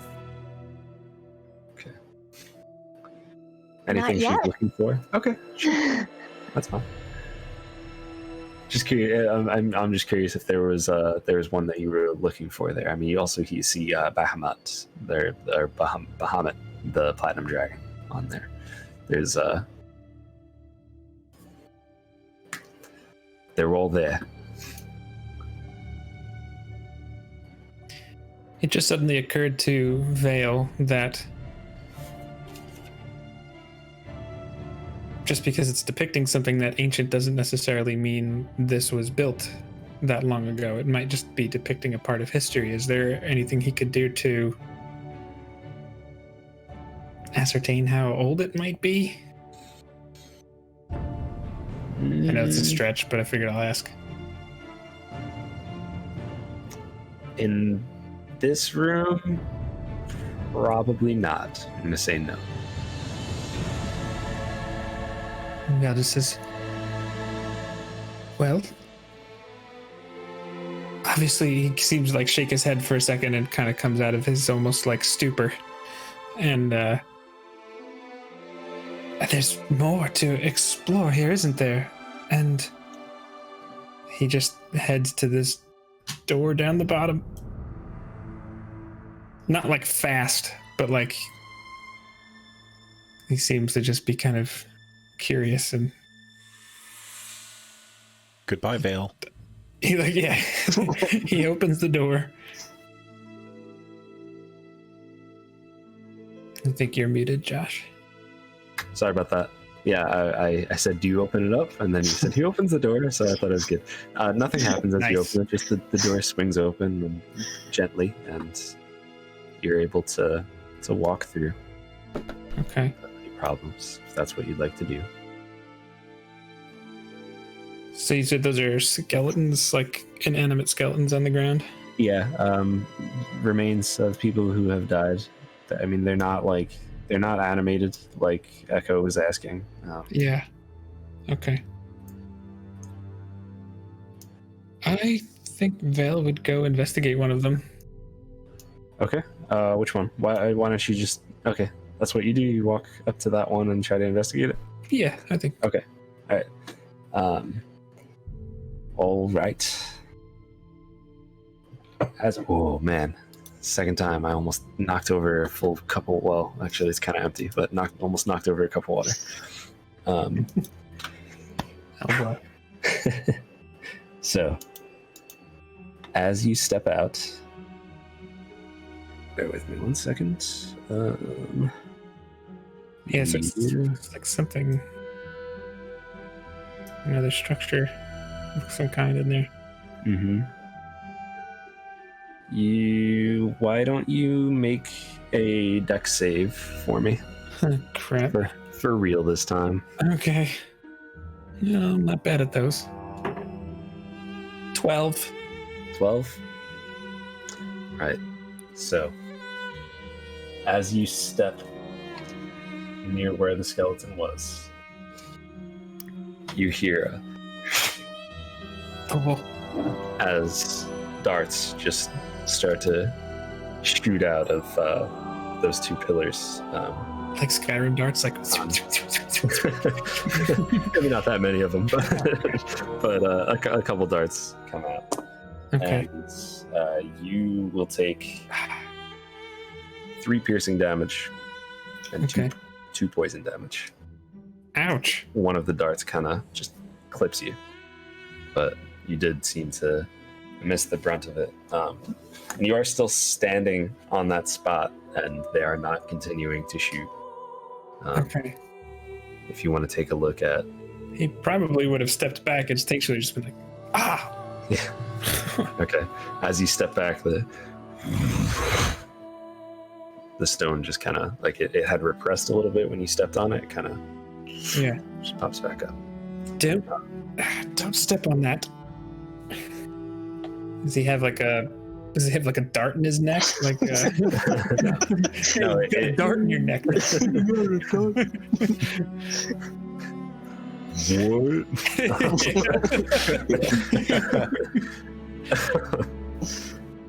No, it just kind of like clipped you. Okay. so you just have like a little. It's honestly, it's just like a scratch. It's not anything lasting, but Okay. But you know, you felt the. You felt that there was something more to it than just the dart too. It was almost like a little burning sensation in your arm where it got you. I think Would we have heard him kind of, call out in pain from all the way up there? How did you yell? Or I probably just went, what the-" Nothing like crazy, but you probably would have heard that. It's pretty quiet there, so there'd probably be like ow, ow, ow, just like a little. Okay. A little Yeah, I think echo, being right next to the door up there. Oh.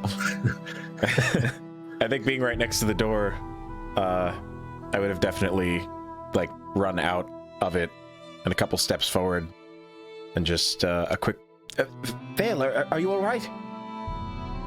I'm fine.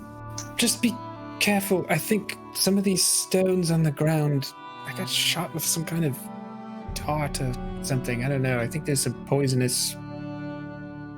Looks like there's warm. Looks like there's some pressure plates. Yes, particularly Josh. It came from the pillar. Is that right? Came from the pillar. Yeah. Okay. Look at these pillars before you step through anything. Ah, oh, hence the skeletons. I see.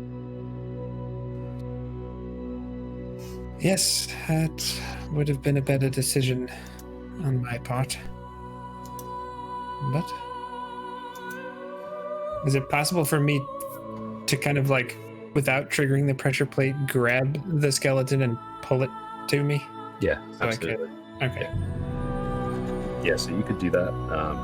You want to just kind of take a look at the body and all Like, that. what's it dressed like? Does it look like maybe adventurers found this place long ago and they got killed? Does it look like they're priests or something? Or I don't know. Yeah, this one is dressed like some sort of adventurer. It's really old and messed up at this point. It looks like it might have been some sort of like leather armor. He has a short bow on him and 15 arrows. The arrows look like they're in good condition. They look like they're in fair condition. Yeah. I'll take them. Okay. The man likes his arrows. It's kind of what I do. Is it studded leather? It will be when I put it on. Am I right? Actually, looking at it, it's in terrible condition, but it was studded leather. Oh, you suck.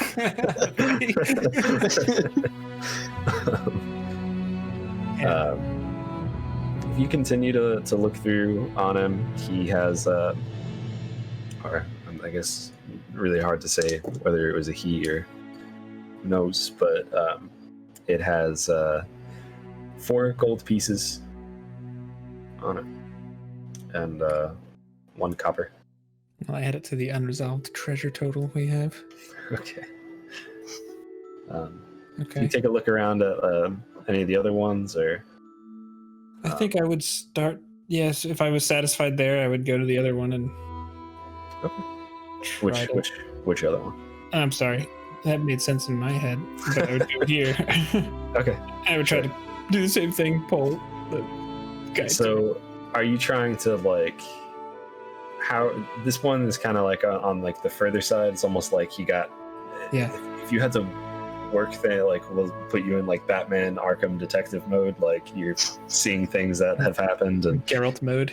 yeah, Geralt mode. He probably got hit by this arrow and like fell forward and grabbed the pillar, and he's now like just past the pillar a little bit. So it'd be kind of hard to grab him without either going around, climbing over, or just reaching really far. So that's however you want to handle that. But he is a little far, so you probably either have to cross or attempt to like. Mac, can I toss you across? Across to the other side. Would I be able to tell if there was a pressure plate like in this square? I'm not moving. What square I'm talking about? Would I be able to tell if there was a pressure plate right there? Why don't you make an investigation check? Unless I told you that I would let you make perception checks to check for traps when you were making your character, because I can't remember. I don't remember if we talked about it, to be honest. Okay. I'm not going to try to metagame and be like, yeah, sure, because my perception's way better. But If your perception's way better, make a perception check, because we probably talked about that and I forgot. then it would be 17. Okay. Yeah, you notice there is a pressure plate there. Is there a pressure plate right below me? Yes. Yeah, you kind of taking a quick look at things. It's almost as if there's one in that entire line. Like in between these two pillars, like this pillar Yep, and that exactly. pillar? Okay. Is there one between these two pillars? You rolled a 17. No. Not Okay. between those two pillars. And then I want to keep checking if you need me to make more rolls, but I'd like to then go down to like here and then here if possible. You're good. Okay. Avail, you can follow me this way. It looks like there's a whole line of pressure plates between that pillar and then that far pillar on the other side. All right. But if you, and you know, so he should be able to follow me to the side. For some reason, that motion made me feel like I was square dancing or something. So. I'll Is just that another pun? nah, that's just me being a doofus, but nothing out of the ordinary. So, I will just search this skeleton. We're all very quick on the draw, Fantasy Grounds. So, yeah, you can search this one. He's another guy, got sword. Actually, this one is he has a dagger in his hand, and some kind of like cloth is probably what he was wearing. By now, it just looks really, really old and nasty. Like it's Yeah. been here for ages. Okay. Any coin? Any coin? It's a little fit to say that. Yeah, so you find 6 silver pieces on him and 2 copper pieces. Okay. Echo, Melly, it seems like there are pressure plates in between the pillars. Be careful. Max seemed to figure that out. Maybe these bodies have something Okay. useful on them. I don't know. I'm not sure. All right. Melly's gonna I- poke her head out of the. Do you want to go, No, go for it. Echo? Okay, yeah. Melly's just gonna poke her head out. So like right there. Have the pressure plates all been activated? Can we walk about freely? No. Let me take a look. Considering that one-shot veil, even though it looked like it had already been triggered previously by intruders, I would say they reset if they go up. I don't know how many darts or bolts that these things have before they're out, but I would say they're still active. Noted. Vale, are you okay? Me? Yes, I'm fine. Just a scratch. Okay. I guess Melly will come out and kind of stand near Echo. Okay. I She think what checked Echo's the going to pressure do. before. Sorry. No, go ahead. I wanted to have Melly check the floor before she just like walked around because she was just warned about it. Sure. You can roll perception. Okay.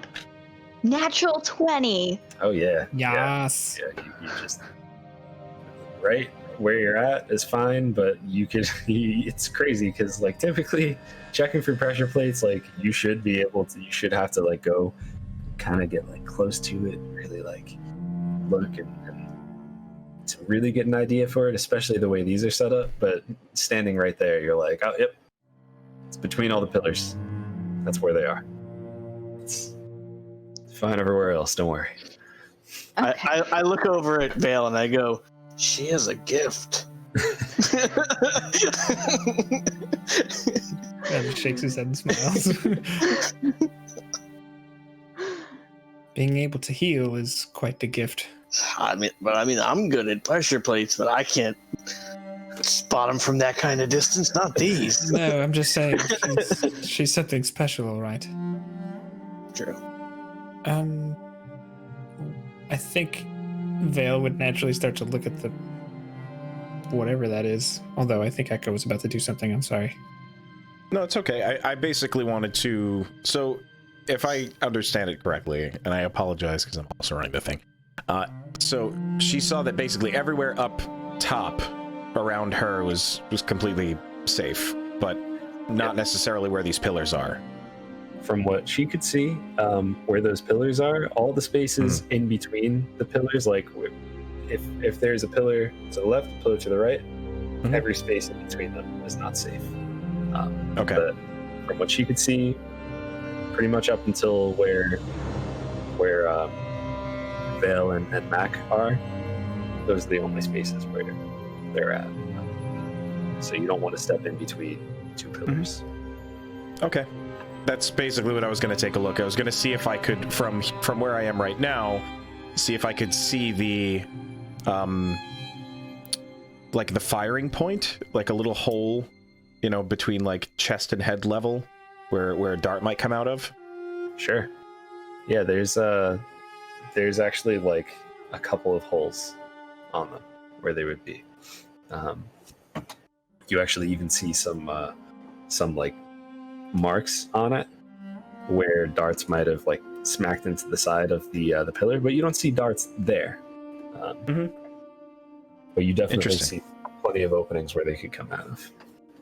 Okay, so I think with that in mind, Echo skirts around the back of this pillar here on the left, takes a deep breath, and then just tries to jump right past the first. Yeah. Why don't you... Oh, jumping. Jumping is one of those things where it's like, can you just do it, or do you have to roll athletics? Jake, are you checking that right now on there? Yeah, okay. If you have a DM screen. That's what I'm looking at. Yep, I know, that's what I'm telling chat. Yeah. All right, so for long jump, move 10 or more feet and jump a number of feet up to your strength score. When you make a standing long jump, you can leap only half that distance. All right, so is rounded up or down? Because I have a 9 strength. So it's 9 feet? Well, 4.5 feet would be half that. standing jump, because I don't have enough room to run. Well, I understand. We'll say rounding up just because everything is 5 feet. So Okay. yeah, so you could do it. Okay. Yeah, I do that. And then I guess getting my head together, think for a second, and then turn around and look back at the pillar I just jumped past for basically no reason, and look to see if I can see those same holes on this opposite side of the pillar. Yes. No holes on the opposite side of the pillar. So I think he does that It's little so much jump more and then real than- lands kind of, Wait. Melly. I think the rear side of these pillars is safe. Oh, okay. I'm gonna follow you then. Okay. Melly's just I guess I'll follow just, him. for the sake of time, I guess I'll continue as I try to walk past these other 2 pillars. I'll just see if I can confirm the same thing. Are there little firing holes on these sides of the pillars? Seems to be clear. Okay, so walk straight up and end up about here. And because I haven't seen where they were and I see pillars, I kind of wait for a second to see what everyone else has to say. You want to come around the back side of this one, and then I just like walk up here, and so they can see that I'm going here. Ooh, sorry. Now I haven't. We haven't explored much past this point. So I'll just kind of explain what you see in front of you with that kind of rectangular looking thing. Yeah. So it's like a platform, with like a sloped staircase, not even a staircase, just kind of like a slope, like handicap rail up to it. Up the top, there's a pedestal with something shiny sitting on it. And as you look, and just you guys kind of just taken in the room now, or are you still focused on traps and things of the sort? I feel like Vale would have at least looked before he crossed this next section of pillars. But Sure. Well, all right. Why don't you make a perception check for the trap then first? okay, that's 13. There are no plates in this section. And as you kind of just take in the surroundings, you look and you see that there's also a story being told across these walls too, across that back wall. Mm. And it is a story that you're familiar with. It seems to be a city within the trees. The city is a shining light. The city is a haven. It's a center of innovation, both in magic and creativity, all things positive. And you see, as it starts to go through, that one city has fallen, and on the fallen sides there's just purple swirling, almost like the artist was drawing like smoke on the edges of the destruction of the rubble, and it's probably that purple mist you thought you saw. And right in the middle there's this large tree, giant tree, and it's an image of the tree, and it's just looks dead and decayed, hollowed out in some parts, drooping down. And it also has a purplish hue in some parts of it. Vale, just as he seems to be studying the wall, he just says, I don't think this is as old as we thought. He just says this is the destruction of Melasmia, I think. And does Vale have any idea what this tree could be? I'm not sure if I would know, actually. Just as Jake the human. Jake the dog. That's too old for that. You are rude today. Did you know what it was from? I didn't. You were right.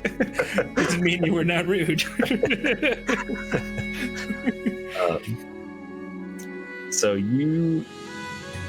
I'm just going to say, I'm not even going to make you roll for that, because I think based on your knowledge and your study of Melasmia and things surrounding it, you think that tree is basically meant to represent the Salvia Wood as a whole. Okay. And it's post-event. Post-event. Okay. Yeah, the tree is kind of like the thing that's, we'll say, like separating. There's the good on the one side, where things were nice, and then it shows the decayed tree, and then it shows on the other side the rubble. I'm not sure he would have mentioned that out loud, but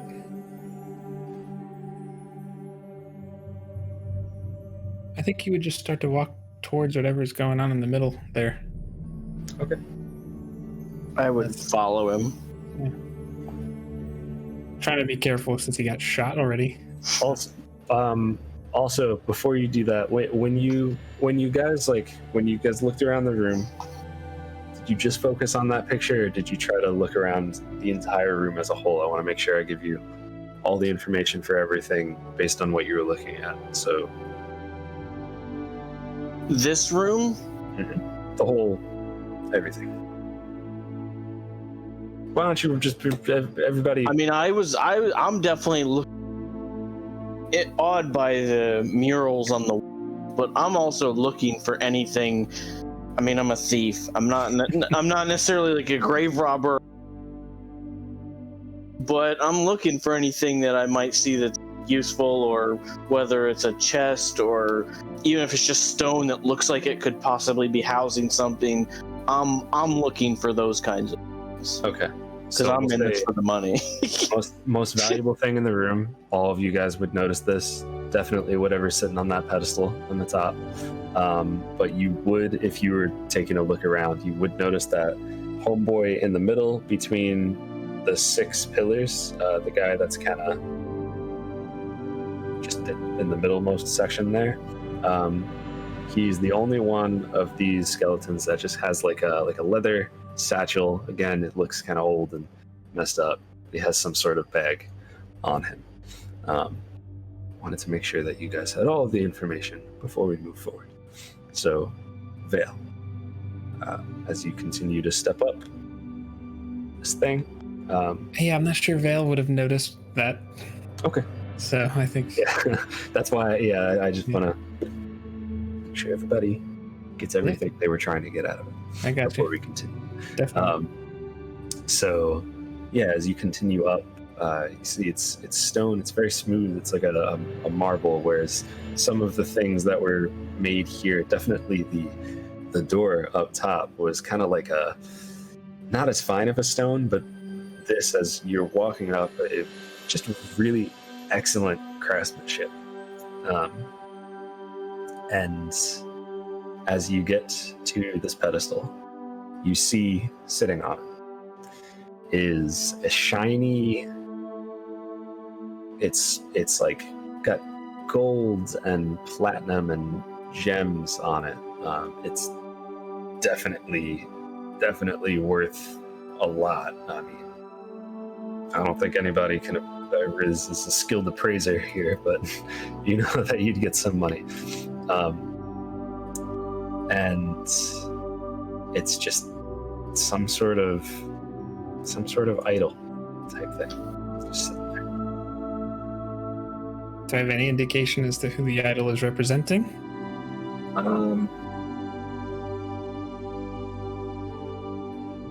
Why don't you roll me a religion check? Okay. 5. No idea. I guess I'm standing kind of like right here, so at this point. Yeah. I don't know. He knows better than to just grab it right away, or at least I don't think he's going to just grab it without. I'm there with him. Looking at the pedestal, can I tell if the pedestal's booby trapped at all?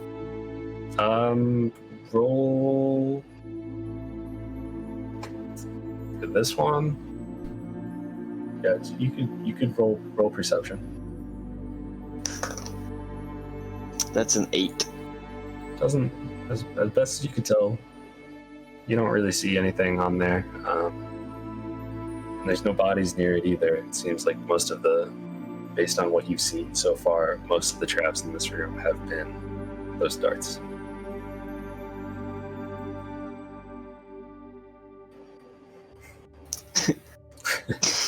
Can I judge the weight of the idol? Yes. Oh, sorry. Oh, jeez. That wasn't your water spilling, was it? No, that was me kicking a box of arrows that I have here, actually. What could I possibly have you roll to guess the weight? I'm going to say investigation on that, and I'll give you advantage on it just for fun, or maybe Vale can assist.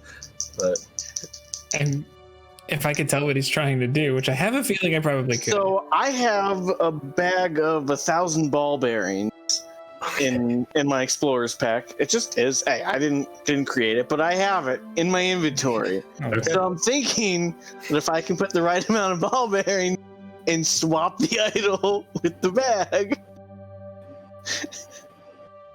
with the right amount of sleight of hand, that even if it is trapped, we might not trigger it.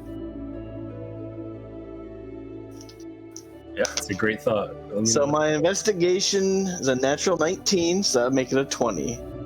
Oh yeah, you get a pretty good idea for what the weight would be for it. You said 1,000 ball bearings. I have Yes. no idea what the weight of that would be, but we'll say I feel like it would be. I mean, because how big is the idol? I'm thinking it's not that tall. It's not that tall. Like it's maybe like yay big, size of this glass of water, but like a little fatter, if you will. And you can, you will say like, if you take 150 of the ball bearings out, so now you have 850 that you're gonna try to swap it out with. I think that'd be pretty close. All right, I mean, it's a guesstimate. You know, you were always right. Gamble. You were always pretty good at guessing jelly beans. You know, but that's.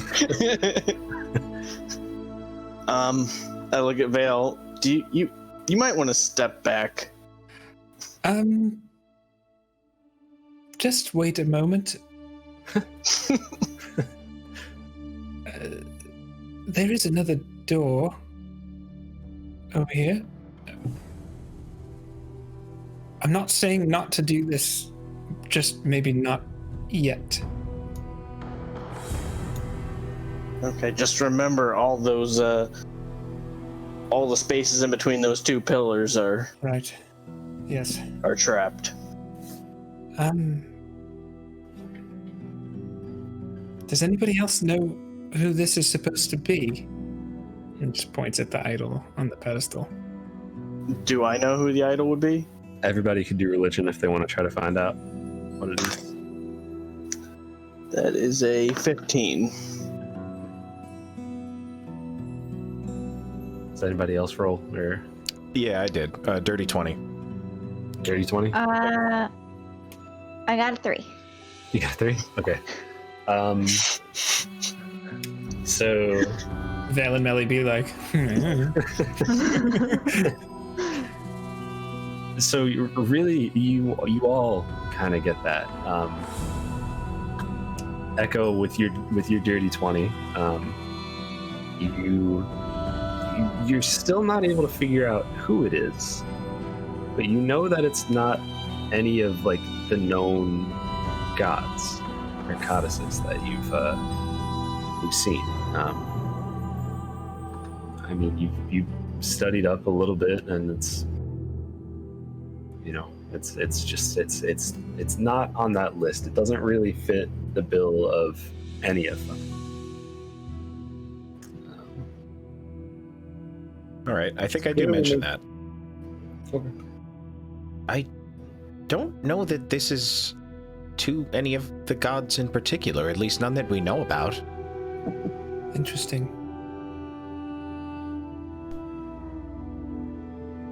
Are there a lot of common, lesser-known gods or deities?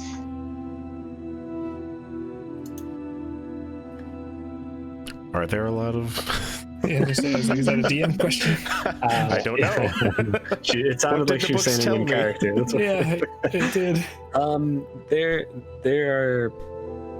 There's probably like a good amount of things that, you know, a lot of different cultures in this world. There's a lot of different species and races and all sorts of things here. So there's definitely a good chance that it's also just the kind of human nature that, like, you know, the wind moves in a certain way and something good happens, and then people start worshiping something in that space. So it's there's probably a lot of we'll say it's hard to say like gods specifically that exist, but there are definitely more things out there that people worship. Melly was asking that, so does someone answer her question?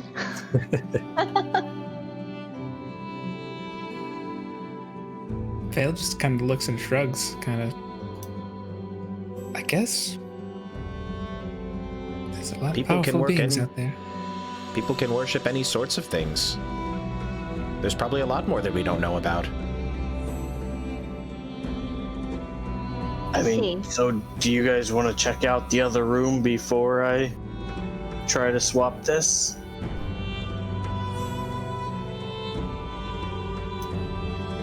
I can scope it out if you like. Okay. Just make sure you check for traps. Ah, yes, of course. Okay, so I, assuming that it's the same, I skirt over this way. I check out the lower side of this pillar to see if I see any little things. We're good. Same thing on this side. Check the back end, and then again on this side. I think he kind of like knows the deal, but is kind of like, I also don't want to get shot. But we're good. Everything seems check out. Yep. Okay. So he goes right up to the door. I think at this point he would probably notice, because you said that we noticed, but I don't know that I didn't like make an explicit point to notice that there's a satchel on the fella up in the middle here. Okay. Between the pillars up top. Yes. But I think he's going to take a look in this door first. Okay, sure. So he's more you're tentative. probably waiting for me to remove that fog of war. Okay.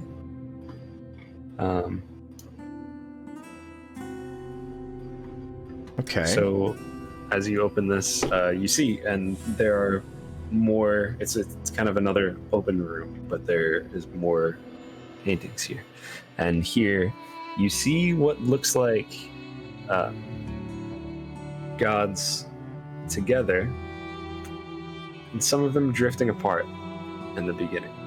And then you see gods and men fighting alongside each other against something darker, something not great. How familiar would you say Echo is with Wildemount's just the history of the world, like say like the myth of Exandria, which is the world that this is? I would say so. On paper, he's not great at history, but I think that would be more. If this, I don't know if this is, correct me if I'm wrong. I think that would be more his like memory, like his ability to recall it offhand. But he keeps a couple books on him, specifically about stuff like that, because it was part of learning at this monastery under Ioun. The idea was to, collect as much knowledge as you can and to sort of expand your knowledge. So I think it would make sense for him to have a book or two that he likes to read. Sure. Yeah. So like one of the books we'll say is called like A Gentleman's History of Exandria or something like that. A handsome Exandria. gentleman's guide. A small gentleman's guide to Exandria. Yeah, the cover on the book is someone actually reading a book with spectacles and just adjusting them. But yeah, you would just kind of, after maybe just like a brief, just kind of brushing up, looking through there, you would recognize this as the Calamity.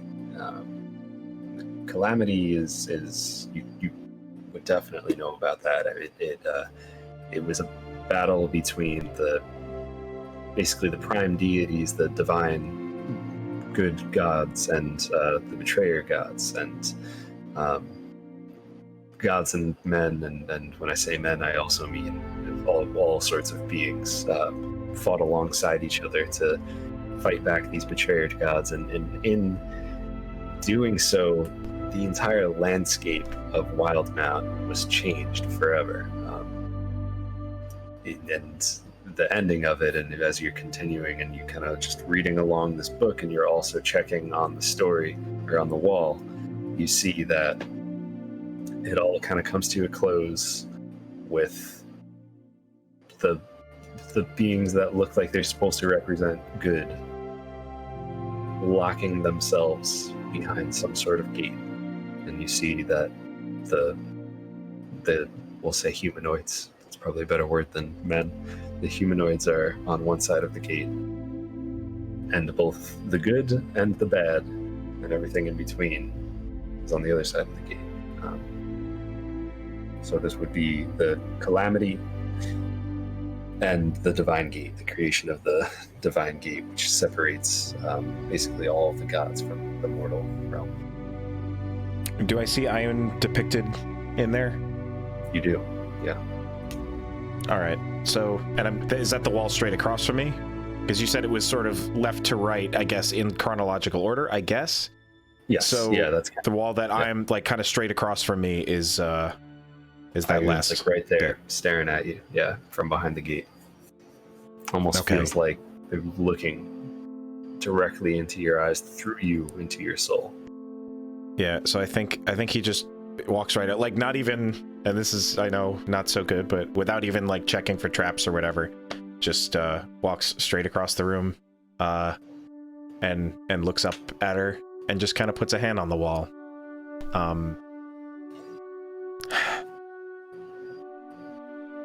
I wish you didn't have to lock yourself away.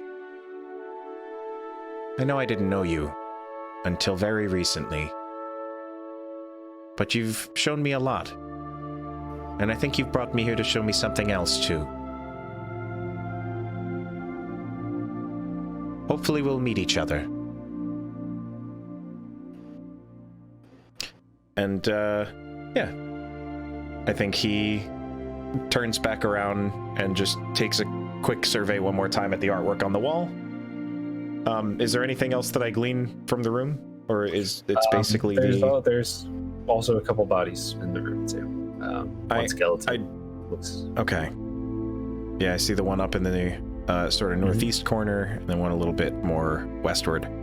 The westward one looks a little bigger than the rest. Okay. I think what he'll do is walk back to the door, open it kind of halfway, and if it's not already open, and just kind of let the rest of the group know what he found. In here is a depiction of the calamity, and it appears to be a few more bodies. I'd like to take a quick look to see maybe how they perished, or if there's anything useful on them. Yes, I think that's good. While you check those, I'm gonna check the one, see if I can check a couple of the ones here in the middle. All right, be safe. Okay. While that's happening, Vale is going to be checking all of the pillars in this main room. So you don't notice the pressure plates on them. You don't notice any like pressure plates on them. Is he going to be like leaning on them to see if any are weak? Like he's starting to get like. Sure. Yeah. No, they all seem pretty sturdy. We'll say like you're taking your time doing this, probably. Yeah. Yeah. I figured between everything Echo just did and yeah, there's some time. You notice that the one like right in line with the I guess we're calling it an idol, the idol, the object of worth. The two pillars on each side of that have holes on them. Okay. That seems to be the only one. Okay. And Mac, you wanted to do the thing? You're muted, sir. I'm gonna go around, back around the safe, back up, and then up to here, and then I'm gonna check on this guy right here. Sure. That's the satchel man, right? Or person? That is the satchel person. So the makeup, I mean, it looks like the bones were that of an elf, say. So you kind of look through. Do you just like take the whole satchel, or are you just there opening it up, going through his pockets, everything, all that? I'm going through it. I mean, I kind of figure I'm probably going to be taking the whole thing as long as it seems like it's in decent enough condition. I mean, if it's still in good condition, I'll probably definitely take it. If it looks like it's falling apart, then I'll probably try to transfer it to my bag. It doesn't look like it's going to break on you, but it's not like nice, it's probably not going to be like your new thing, strolling up in town like, hey, look at this, but but it looks like it'll hold. It's a satchel. On his person, It's European. on his person, you'll find 3 gold pieces, 3 silver pieces, and 1 of those coins that you've seen before. The one that looked like its origin was from Wildemount. Interesting.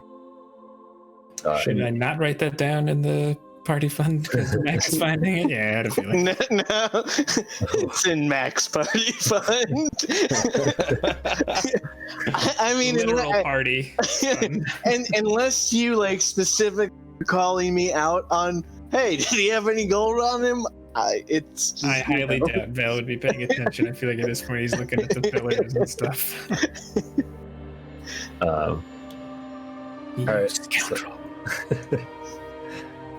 And so, did you want to look through the bag now? I did want to look through the bag. Okay. So there looks to be like papers and whatnot in there. A notebook or some sort of book. It's leather bound in there. Like it could be some sort of journal. You're not really sure what. It's kind of closed tight. And you also find an ornate dagger of elven craftsmanship. Sounds like I have a third dagger. That sounds like a personal problem. No. Then I'm just gonna go ahead and come back over by Vale. Okay. All right. Melly, did you want to do anything? Everyone kind of seems to have it covered. She's just gonna be on the lookout for if anything moves, like bad guys or anything that doesn't seem like it should be moving. Okay, sure. Hey, boys. Okay. Can I check out the body in this room? Oh Before yeah, we go I'm sorry. pulling? Yes. No, it's okay. Yeah, that was all at the same time. So like you should be. Yeah. I'm good to check that out. Yes, absolutely. Okay, so I would say Echo kind of cautiously. He walks up, hugging the wall, and once he's within, let's say 10 feet, he starts looking a little more cautiously because the person did die, presumably. So should I make some sort of perception investigation to kind of see what I glean from this body? Yeah, definitely. I'd say your choice. Well, perception it is. It's 2 more. Oh, well, that's a dirty 20. Okay. Thank you, Zelda die. So the body, the larger one right ahead of you, looks like it could have been the skeleton of like a Goliath at one point. There's an old and terrible condition great axe lying next to it, and arrows sticking out of him. All right. Arrows sticking out of him. Out of like the bone. There's like an of him. arrow sticking out of the bone. Okay, I look toward the other side of like the wall opposite where he fell. I guess to see if I can see anything. There doesn't appear to be anything there. It's just the picture. Oh, I don't like that. But I don't think I say anything because it's starting again. It's like that puzzle syndrome. It's like, this is weird. I kind of want to check this out. Yep. So I think what I do is I very cautiously see if I can, if there are a couple arrows, I want to see if I can recover any of them. Okay. Those arrows are the ones that are in there are like real. They're like dug into bone. Right? There's a couple there. I figured. Yeah, you like try to pop it out and it kind of just It's pretty old. It's not in good condition. You are able to get an arrow in your hand. I wouldn't advise firing that arrow, but you are able to get it in one piece. All right. Do I notice anything like particular about this arrow? I mean, you know what? I think I'll leave that for someone who knows more about. It wouldn't make sense for Echo to know anything about like specific arrow crafting, like fletching of ancient peoples. So I'll say he doesn't do anything with that, but he does kind of tuck it away for a minute. He also kind of nudges the axe with his stick, just to like, is this movable? Could I grab this if I wanted, sort of thing? It's like very, very heavy. It would be difficult to move with it. Like, okay, no, that's totally fine, especially for a halfling. That's totally understandable. Okay, but I think that's about all he does. Rusted too. Like it's not like it's not like it's gonna be. It would be even if you could carry it, it wouldn't be your go-to weapon. Well, not for Echo. He was thinking more about one of the stronger members of the group, or the stronger member of the group. This guy doesn't have anything on him, right? Like no other pouches or any gold, anything like that. He's got a coin purse. He's got a coin purse with 6 gold. Ooh, that's a lot of gold. Mm-hmm. That goes in the Echo Fund. All right. With that, I think he's pretty satisfied, but then he eyes the other body over in the corner, and thinking about the arrow and seeing the body in the corner is putting some possible puzzle pieces together in his brain. So I think at this point he hefts his he's holding his spear out at this point. Like he's been walking with it, but now he's kind of like got it up. It's still got light on it, I think. How long does light last, actually? Isn't it like an hour? I know it's a long time. We're in here in the dark. Hey, now, I still have my torch that I lit with my tinder box. Fair enough. Light lasts until I dismiss it or cast it on another object. For 1 hour is the duration. For 1 hour? Oh. Yeah. Okay. So we've got more than enough time with it. I knew it was something like, it was either 10 minutes or an hour, I couldn't remember, but that's fine. So with it out, and with a more singular purpose, he feels pretty confident that there's no traps in here, whether or not there are no traps in here. Mostly because the other room with all the art was also not trapped. He's thinking logically, even though that may not be, the case. So Echo begins walking toward this other fella and wants to look and see if he sees a bow in the hands of this body as he's approaching. He sees a short bow laying next to this body, this skeleton. So oddly enough, he breathes a sigh of relief, because he kind of figures, all right, at least there's a story, at least there's an explanation. Like if there's some logic to it, then that's fine. Still with the spear up though, he does approach the body, but more like less cautiously. Just kind of walks up, but has the spear kind of pointing at it and gives it a little poke. Yeah, it's just kind of like, like ragdolly skeleton clicks and clacks as you kind of move it. Oh, thank the gods. Okay. And yeah, he starts looking through his stuff as well. Okay. This guy doesn't have any gold on him.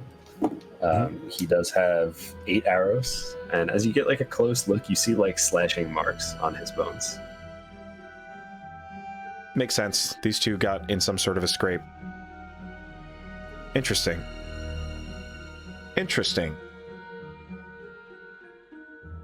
Okay, I'm gonna save my thoughts on that for once I get back together with the party.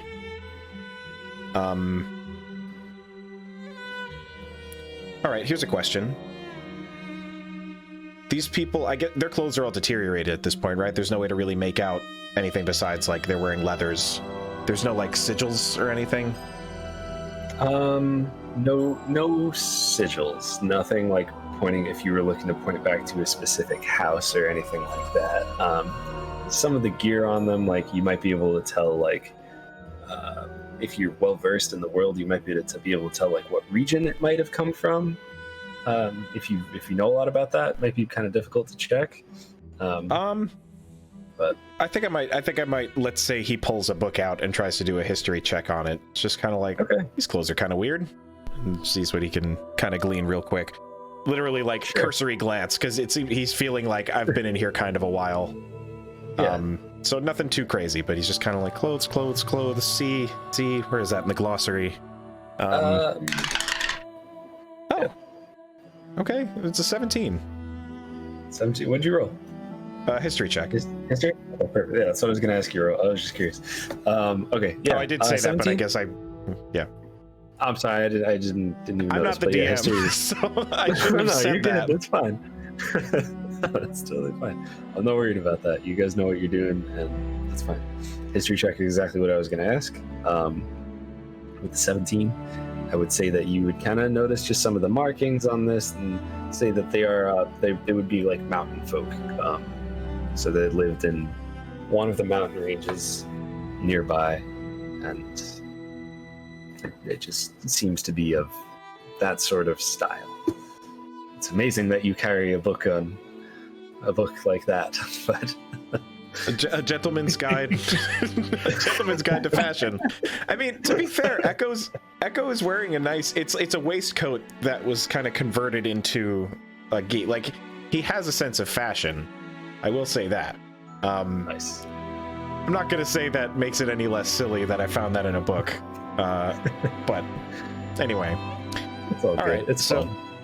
Echo feels pretty satisfied with what he found in here, and makes his way back out of the room to meet with everybody else, but stops one more time at the picture of Ayun and looks up at her and just kind of gives a little smile and a slight nod as he walks out of the door back into the hallway, slinks around the pillar, and sits right around there.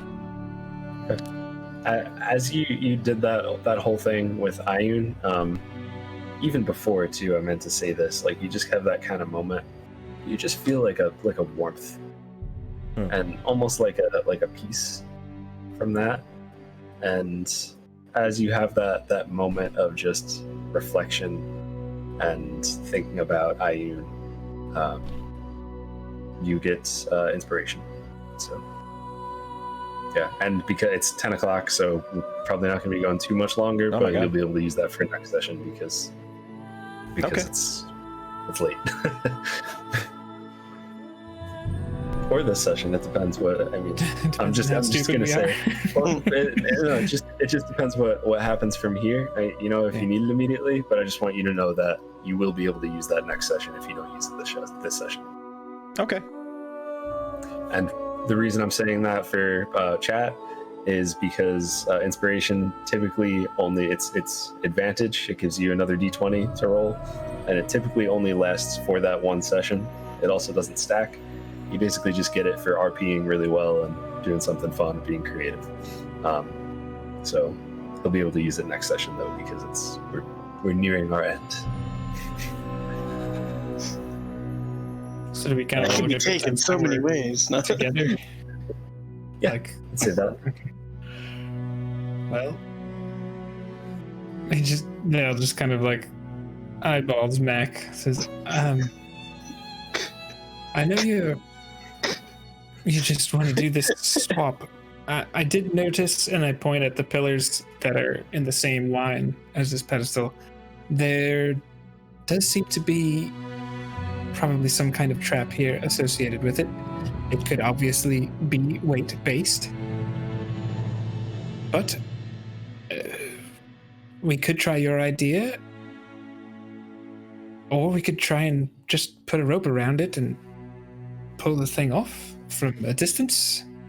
We could hand 2 people on each side and then just run and like clothesline the thing to knock it off. I don't know.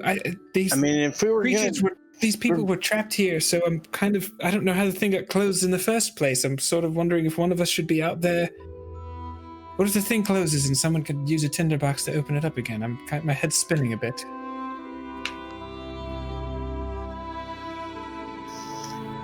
I definitely agree that it's probably not the best idea for us all to stay in here while you're doing the swap. I just feel like that the swap gives the best chance of not triggering the trap. And it may just be a trap of fires a few darts, and if we pull it off with a rope, we'll be fine. But if it's a trap that, like you're saying, it does seal it off, I would rather not trigger it at all if possible. I mean, again, I'm not an archaeologist. This is a little out of the side minor, but... Not exactly my area of expertise either, but... What did you find in the other room, Echo? I found more depictions of ancient things, in this case, the Calamity. I also noticed, well, first, and I reach in, I grab the bundle of 8 arrows that I found, the ones that were in good condition. And I was going to throw them, but they're not really tied together, I would imagine. So I think I do just kind of walk over and hand them off.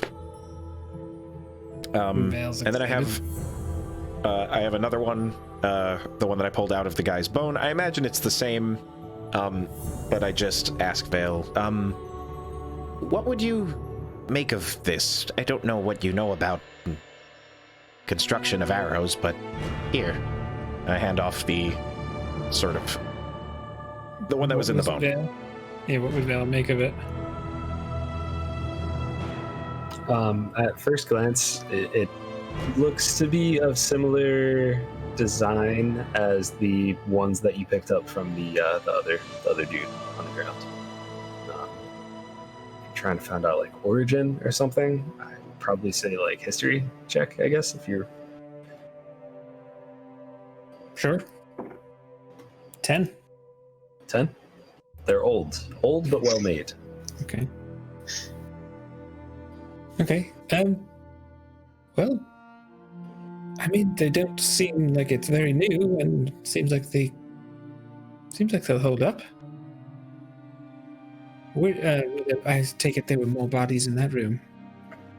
Yes, and I'm putting the pieces together on what I think happened here. I actually have a question for the DM, which is, you said that guy, his clothes appeared, that they were mountain folk. Is that everyone that we found? No, just that group there. Interesting. Yeah, the dude from the very well. I mean, I don't know if Mac would have shared any of the knowledge of the person that he found there. Mm-hmm. Okay. I haven't yet. Okay. Yeah. So you don't really know about the guys in the middle. If you took a check at them. Well, but the two in the right room were wearing similar clothing. Similar clothing, and just without reading any books or anything, it looks different than some of the other people or some of the other skeletons that you found there. It doesn't look like this was all one adventuring party that got like destroyed here. That's sort of what I was putting together. This seems to have become a tomb for a few different sets of people. I don't think this was just one group. The two in that room that I found even appeared to have been from the same group, or at least the same place. I'm not sure the implications of that. Well, that kind of makes me want maybe all of you guys should wait outside while I try to take this and bring it up to you guys. Like splitting the party. Echo, did you notice any traps while you were in the other room? No, the other rooms appeared to be perfectly safe, at least as far as I could tell. It's not my area of expertise, but I'm alive, and I think unharmed. Maybe a lung disease. I'm just curious to know. I felt like it was clear the people in this room probably perished from the darts, but if that other room isn't trapped, what happened to the other people? As far as I could tell, it looked like they killed each other. I'm not sure over jealousy, maybe envy, if they were both attempting to collect whatever this is down here. Maybe they became trapped and it's hard to say. But one was pierced with the other's arrows, the other was slashed by the other's axe. Seems fairly clear that they did kill each other. That's concerning. Well, I don't think I like anybody being by themselves entirely.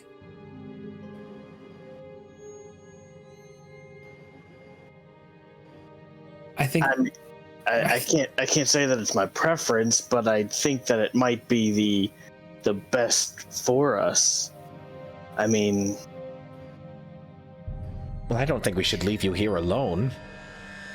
I'm not wild about splitting us apart either, but I'm not planning on being here long.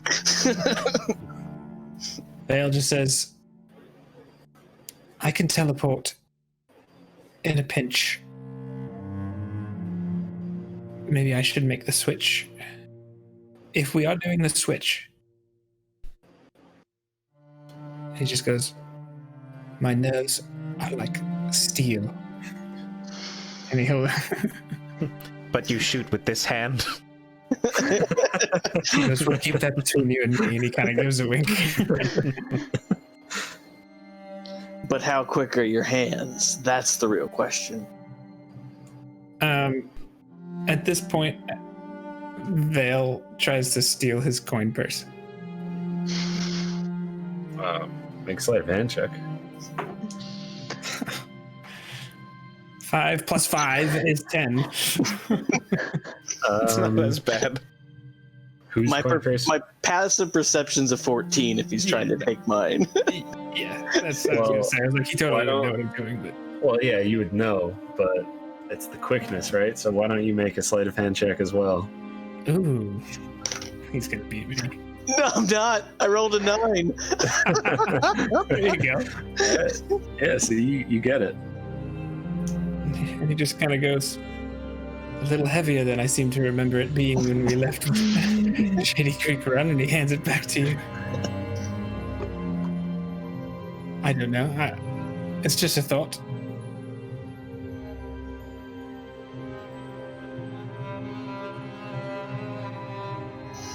I mean, that's up to you guys. Like, I not that I don't think that I'm as important, but I feel like you need to make it to Melasmar.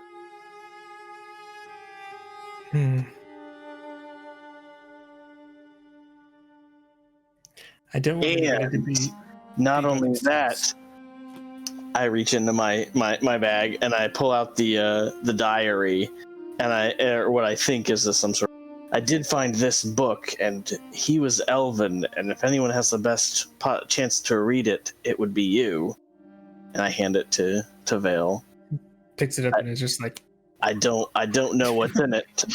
It was clasped closed, so I don't even know if it's in Elven or Elvish. Yeah. He tries to see if he could ascertain at least what might, without like going into it deeply, but just to know what it could be. And he also had one of these Melasmir coins on him, and I flicked it over to him. That's why my bag is heavier.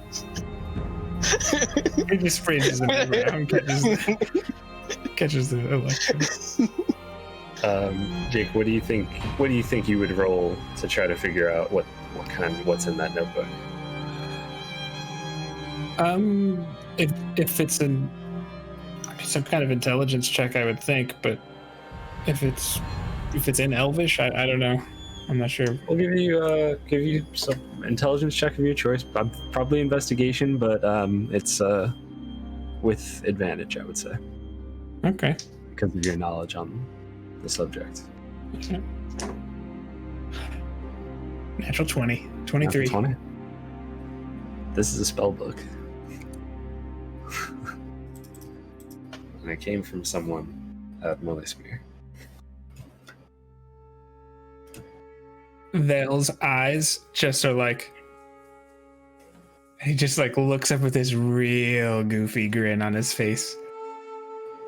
This is not a diary. This is a spell book. Whoever, that must have been a wizard or something. Well, then in that case, I don't know if this is magical or not, but he also had a dagger that looks to be a little bit more than just a standard dagger. Takes it, just kind of does a little flourish and flipperoo or whatever. It's very ornate. It's of elvish make. It would probably like I would say pre-corruption. Well, of course, pre-corruption, but you all would probably need to spend some more time with that to try to learn anything else about it. Okay. Well, we have to pick something. I don't want to leave this idle here. Maybe we should put it to a vote. Should we keep someone outside at least in case the door does collapse? The other thing that I would say, can you Misty step through walls? I don't think so. I'm just gonna double check. I think you need dimension door for that. Yeah, it says I have to see it. Okay. No, I can't. I have to be able to see it. But because I was gonna say, if you stood in and I made the swap and ran to you, I noticed that you were able to take Echo with you last time. No. Oh no, he did. You were trying to escape. I had to pull him up with a rope. Oh. I'm just very good at climbing. I can understand the mistake. So quick. Hey, Josh, how far is it from the pedestal to the exit? That's pretty far. Yeah, it's probably like between 80 and 100 feet, but we can kind of. I would say it's at least 100, maybe a little more. Wow. Because to the guy that I checked on was 50. It is exactly 100 between the pedestal and the staircase. Vale is just kind of looking at it, and he's just kind of, and this is just a little RP versus mechanics. Vale has two abilities that he's thinking about, that I'm thinking about right now. One is Action Surge, one is Misty Step. So I can, in 1 6-second burst of speed, I can take 3 movements and a 30-foot teleport for 120 feet. So I'm thinking, at least in 1 moment of speed, he's probably the fastest person. Now, that will definitely change as Echo levels up. Yeah, because the farthest I could go is 7 in that same time frame. I'm fine with whatever we decide. I do think we should have someone outside. I would even almost say that we probably, again, either 2 or 3 people outside, personally, but... Well, one thing we know we need outside is the tinderbox. The great and powerful tinderbox. And that's not an iPhone to the chat people I was gonna at home. say, swipe to light the fire. Anyways. Okay, so Melly, what do you think we should do? I definitely think having someone outside would be useful. I don't know who, though.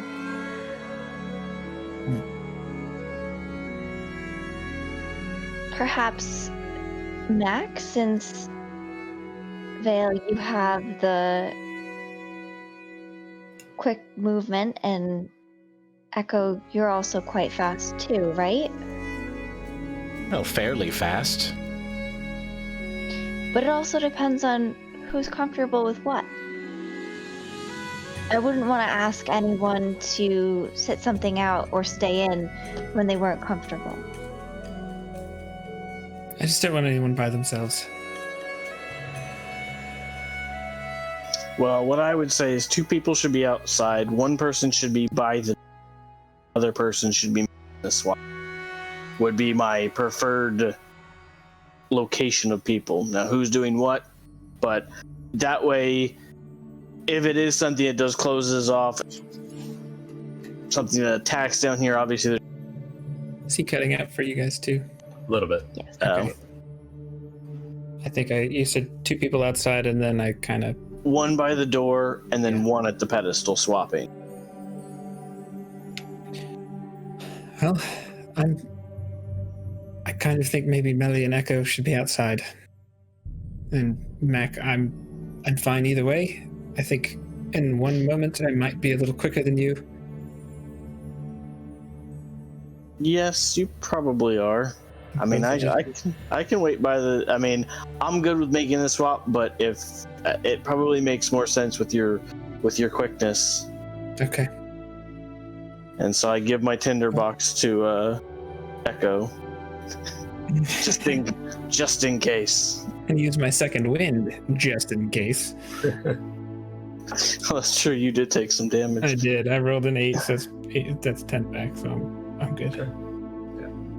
Well, if it would be all right with the 2 of you, I would like to give you a blessing before we do this. I'll take anything you've got. Yes, I'll take any help. So, it only lasts for a minute, so I'll bless you, and then I'm gonna scurry on up. Sounds good. All right, so Melly is gonna move 30 feet, like towards the door in a safe manner, so she doesn't, like, she wants to get like as far towards the door as she can without triggering any traps, so she can bless them from 30 feet and then go out the door. Okay. So... Yeah. So that's it. Would probably take you, like, if you're like we're going initiative, like combat style things, because blesses and is now in play. Actually, yeah. Why doesn't everybody just roll initiative for me, just to have it? Okay. 22. 10. I have a question though. Since it's not like a reaction to something, could we go in whatever order we want? Like, be like, this is the plan, this is the trigger when all of us are gonna go? Would that be acceptable? I don't know. Yeah. That this is kind of like, as soon as you use something that has like a limit, like 1 minute, we need some way of tracking it. So that's kind of the main reason I'm thinking initiative, because initiative, every time everyone goes, is 6 seconds. So as soon as you use that, we have 60 seconds, so we have 10 full turns, or 10 rounds. So that's kind of what I'm thinking there. But if you guys want to mess around with the order of things in the beginning, that's fine with me. All right. Well, Melly got 10 for initiative. 6. Dirty 20.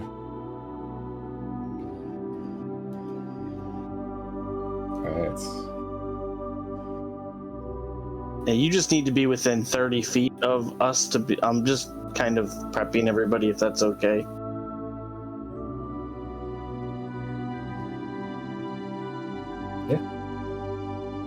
Well, Thank you. Echo doesn't even need to be in the chamber. Like, he could go stand outside. You could just go stand Technically. outside. That's fine. His speed, he has a faster speed than you, so I figured he could just keep up with you going out. That way, the 2 of you guys were together, kind of a thing. That's sort of what I was thinking, is I would go out with you just to be sure that everyone's, like, okay. Okay. I'm not gonna say no to having someone who's strong with me. I could technically move 105 feet on a turn. Oh, jeez. Yeah. Why don't you just drag me out? I feel like that would be faster. would. That would be quite the sight to see a halfling doing that.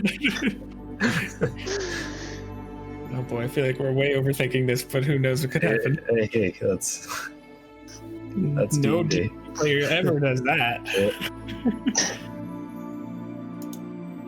All right, I'm positioned at the pedestal, so I'm good whenever you guys are.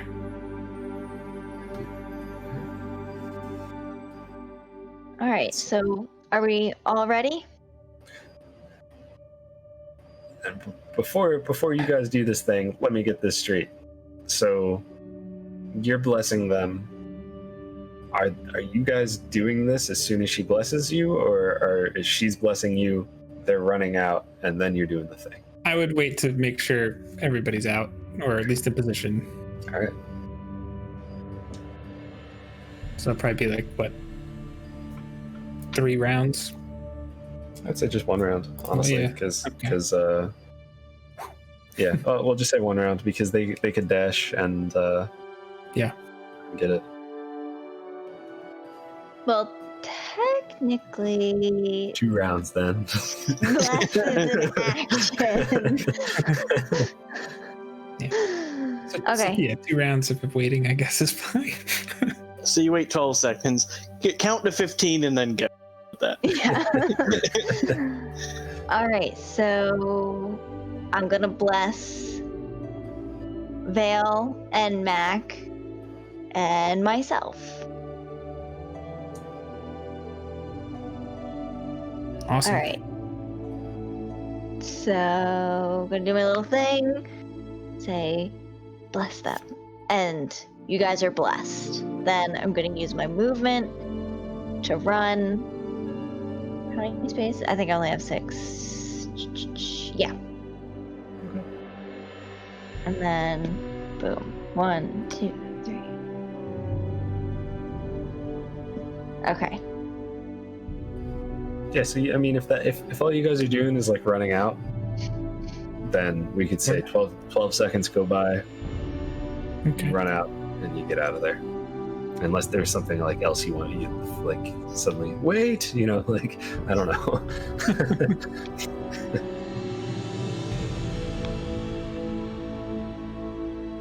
Didn't think so. So if everybody's in position, Val's gonna take the ball bearings. Is that where you're gonna be, Mac? You're standing right by the door?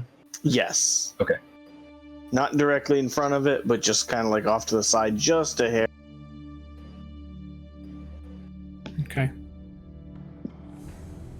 So as smoothly and as well as you'll let me do this, he's gonna get the bag in his hand and total Indiana Jones style, just and then just bolt back. All right, roll me a sleight of hand check. Okay. This dice has been pretty good the last couple of rolls. I'm gonna roll that one. Okay, 10 plus 5 is 15. Okay, yeah. So you do it very quickly. You notice as you're like kind of pulling it off that it doesn't exactly slide. It kind of like jerks and kind of like goes like that. And just the quick look you get on it, it's almost like there's like 3 prongs. I don't know why I did 4, but there's like 3, three like prong like sections on the bottom. Yeah. So it didn't slide off like you thought it would. It kind of like pulled off. You get the other thing in place. Yeah. As that happens, I want you to make a dexterity saving throw. As darts go. Okay. Oh boy. Okay, so it's a 12 plus 3 is 15 plus bless. Here we go. Plus 2, 17. 17? Yes, sir. Okay. Yeah. So yeah, you're fine. You just dodge these darts as they start to fly by. But immediately, like all as this is happening, and I know that you're running your full speed as fast as you can, but as all of this is happening, there's just this. Oh God. As all of this is happening. Dale died that day. Thanks, Gilly. Thanks. As all of this is happening, there's just this red glow that starts to come from all of the corners of the room. Oh my god! So the light sources that you had, I believe Mac was holding a torch, right? Mhm. Just goes out. You still get to see, but everything is just crimson and lit up red. As Mac, or I'm sorry, as Echo is running through. Well, all right. Well, how are you running through, by the way? Okay, so you're running, and then. So the way I'm looking at it, just based on the map, as soon as I get to the space that is the trigger plates, I'm going to do a jump. Okay. And then as soon as I get to the pillars with the 3 spaces, I'm going to Misty Step past them. Okay. And then I'm just going to run. All right. The rest of the way. Because of the speed of everything and the chaos for the jump, I'm going to ask you to make an acrobatics check. Okay. Which you probably shouldn't have any problem with. As you're doing all of this and you see this red glow start to just rise from the corners and all of the edges, basically where like molding would be of the room. Oh my god. You see the skeletons just start to just... Okay, yeah, so that's great. and start to form up. What'd you get for your acrobatics check? Oh, 17 plus 3, dirty 20. Yeah, you just jump right over that's my the pressure plates. It can't be. Still your turn. You're over the pressure plates now, or the first set at least. Let's see, so it's what? 1, 2, 3, 4, 5, 6. I would take 1, 2. I would take the dash action, take 1 step, bonus action Misty Step for 30 more feet, which is past those up to here. As you're doing that, the one behind you, the one that you were just in line with a second ago, just it had arrows before you actually took arrows from it earlier. It just goes to grab you, and you just kind of run past it, and you do another quick jump. The one in front of you, which was the one that had the satchel and the. I Misty Step, like teleported. I know. Oh crap! No, you're good. Like as it sees you, like in front of it, it reaches out with its just bony hands to grab you, and you just reform on the other side past them. And you have the rest of your movement. 25 or 30 feet left. 25 more feet, so that's 1, 2, 3, 4, 5, and then I would use my action surge to dash and run up the stairs for another 30 feet, which I think gets us out of here. It gets you out of there. Yeah, well, hopefully they were moving. Mac rolled a 6 on his initiative. Oh, okay. So... What are you waiting for? I started way back there. It's so weird how that works. Technically, this is all simultaneous. Yeah. So all these guys are kind of getting up and just trying to run. So that's really as far as he's going to be able to go. Let's see. He's going to actually make that dex roll. This guy just takes, as he stands up, just darts kind of like, just smack into it. He's still up. So there, one boy right here. 1 step, and again, darts, just kind of smack into it. And he actually just, he just. These guys are doing a great job. Thank you. Homeboy right here stands up, and he actually, you didn't really check him. He had a short bow on him. Sorry for the page turning, chat. He is going to try to hit Mac, and that is going to be 12 to hit. That misses. 12 misses. Yes. This one stands up as well. He also has a short bow. That's going to be an 18 this time. That hits. Okay. That's 7 piercing. As he takes a step forward and he also drops to the ground, pile of bones. And let's see.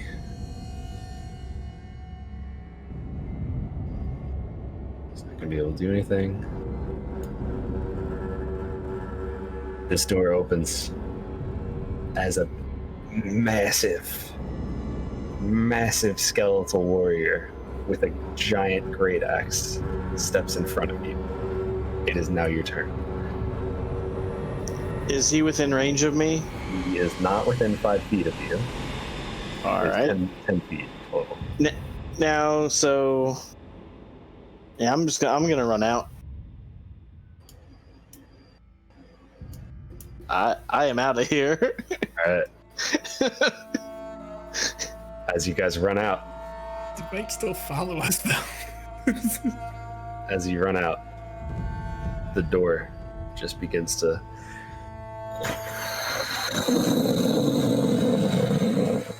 starts to go through. As it's pushing forward, you hear just clicks and clacks of something running up the stairs behind you. You see the giant looking thing running up those stairs, and just as it gets to the edge of the stairs, the door closes and crushes it. The top half of it spills over into a pile of bones. Oh, dang. And you all are safe right now. Oh, did you guys see that big one? He was huge. And I'm not even saying that because I'm short. On that note, we're gonna end and we'll pick up from here next week. Sorry guys, I know we went way over. Yeah. But We also way overplanned, but maybe we didn't overplan because that actually worked out pretty well. Yeah. Whew, man. I was feeling every part of that. It's like, "Ugh." yeah, that was a close one. It was a close one for you guys. All of the anxiety. Could have been bad. If initiative was not as good as it was, then it would have been very bad. Yeah. Especially without Action Surge and Misty Step, like that combination saved you. But yeah, Ironically, before we even started and you got in on the group call, we talked about, look, listen to how fast we are. It was kind of funny. that's awesome. Yeah, well, thanks everybody for tuning into this episode of Ancient Relics, Hokey Religions. I know we went way over this time, but I hope you had as much fun as we did. I had a blast. With me, as always, it's the crew: Obi-Wan Jacoby, Master Yoda, Michael, Izzy, and itsevbo. Be sure to follow all of us on the Twitter machine and Twitch and all the things. You want to follow up on the lesson, Command Lesson, it'll be up there all week. JnJtabletop, we do videos every Wednesday, and we'll see you next time. Thanks for hanging out with us. We love Be you. kind to each other. Yes.